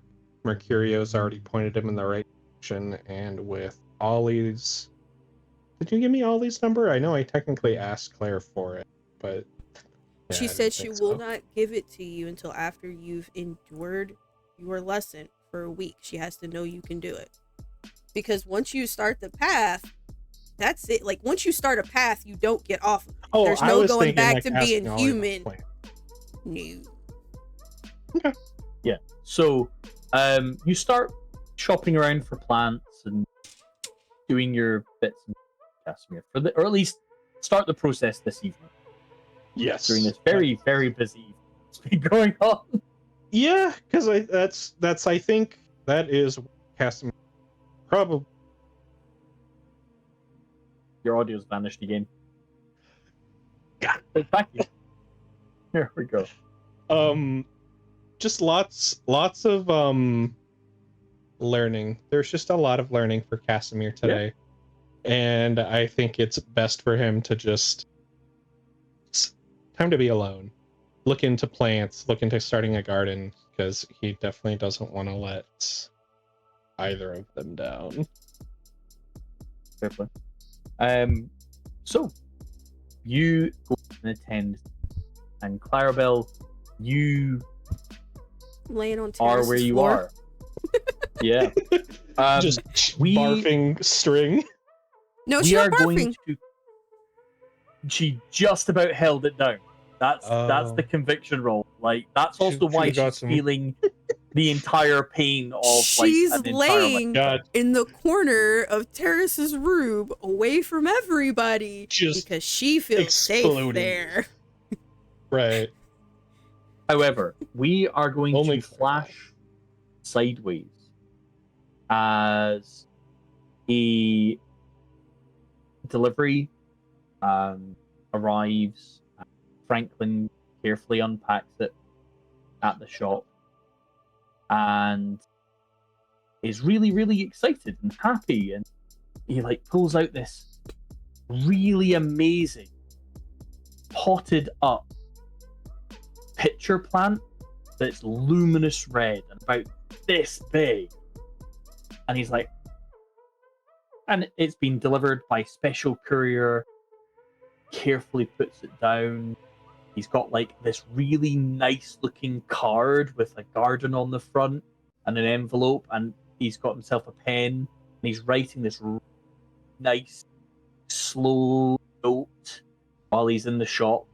Like, then there's no customers, and he's just carefully writing down. And he's like, and he goes to lick the envelope closed, then realizes that doesn't really work. Nips gets some water, like wets the envelope slightly to stick it together. Kindred tongue, not very good for licking an envelope. And sticks it closed, and like puts on the front to Clarabelle in very carefully written handwriting, and takes this big potted plant outside to the garden, and like gets out of this little instruction book, and like goes right, and he doesn't like do terribly much, but he's like trying to put it in the right place, not plant it, but put it in a sensible place so it has the right temperature, exposure to sunlight, and everything else. And as he sort of stands up, he notices like this weird little thing, like in the pot. He looks down, and it's this just glowing LED. Bleep, bleep, bleep, bleep. And he goes and runs. And there is a huge fireball behind him as the garden behind the shop catches fire. And the back of his clothes are scorched, and he is flung back into the shop, scrabbling and putting himself out and crawling down the stairs to where he knows he can feel safe. He's hidden there once before when he felt truly afraid.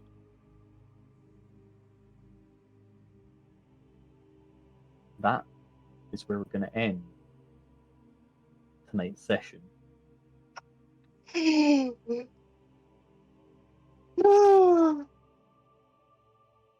With Clarabelle cracking her knuckle, which is slightly scary. Someone blew up my boy Frankie. I'm not happy about it. Fuck Frankie, someone blew up my garden. Fuck the garden, my boy Frank. Franklin's gonna be drained to feed a new garden. Oh well. I'll hang out in the garden more after. Franklin's memorial garden. Where's Franklin? In the garden. The garden. But no, that Keep his head like in a. That's where we're gonna end this session. Iron New York, Season 2, Episode 3, A Night with Family. With the new family formed, the coterie made official, and someone in a very bad state, curled up in darkness, weighs them. She's fine. So we're gonna call it quit. Yeah. I was gonna say he's fine, but no, clearly not. Call it quits there, and we're gonna jump into some aftercare now that the game is over. But thank you for our viewers for being with us. Hopefully this has succeeded. Yeah, and fuck, if in doubt, fuck the Camarilla. Everybody in chat, say fuck the cam. Everybody in chat, fuck the Camarilla. I love all of you. I'm fucking them up from the inside. Catch you guys later on. Bye everybody.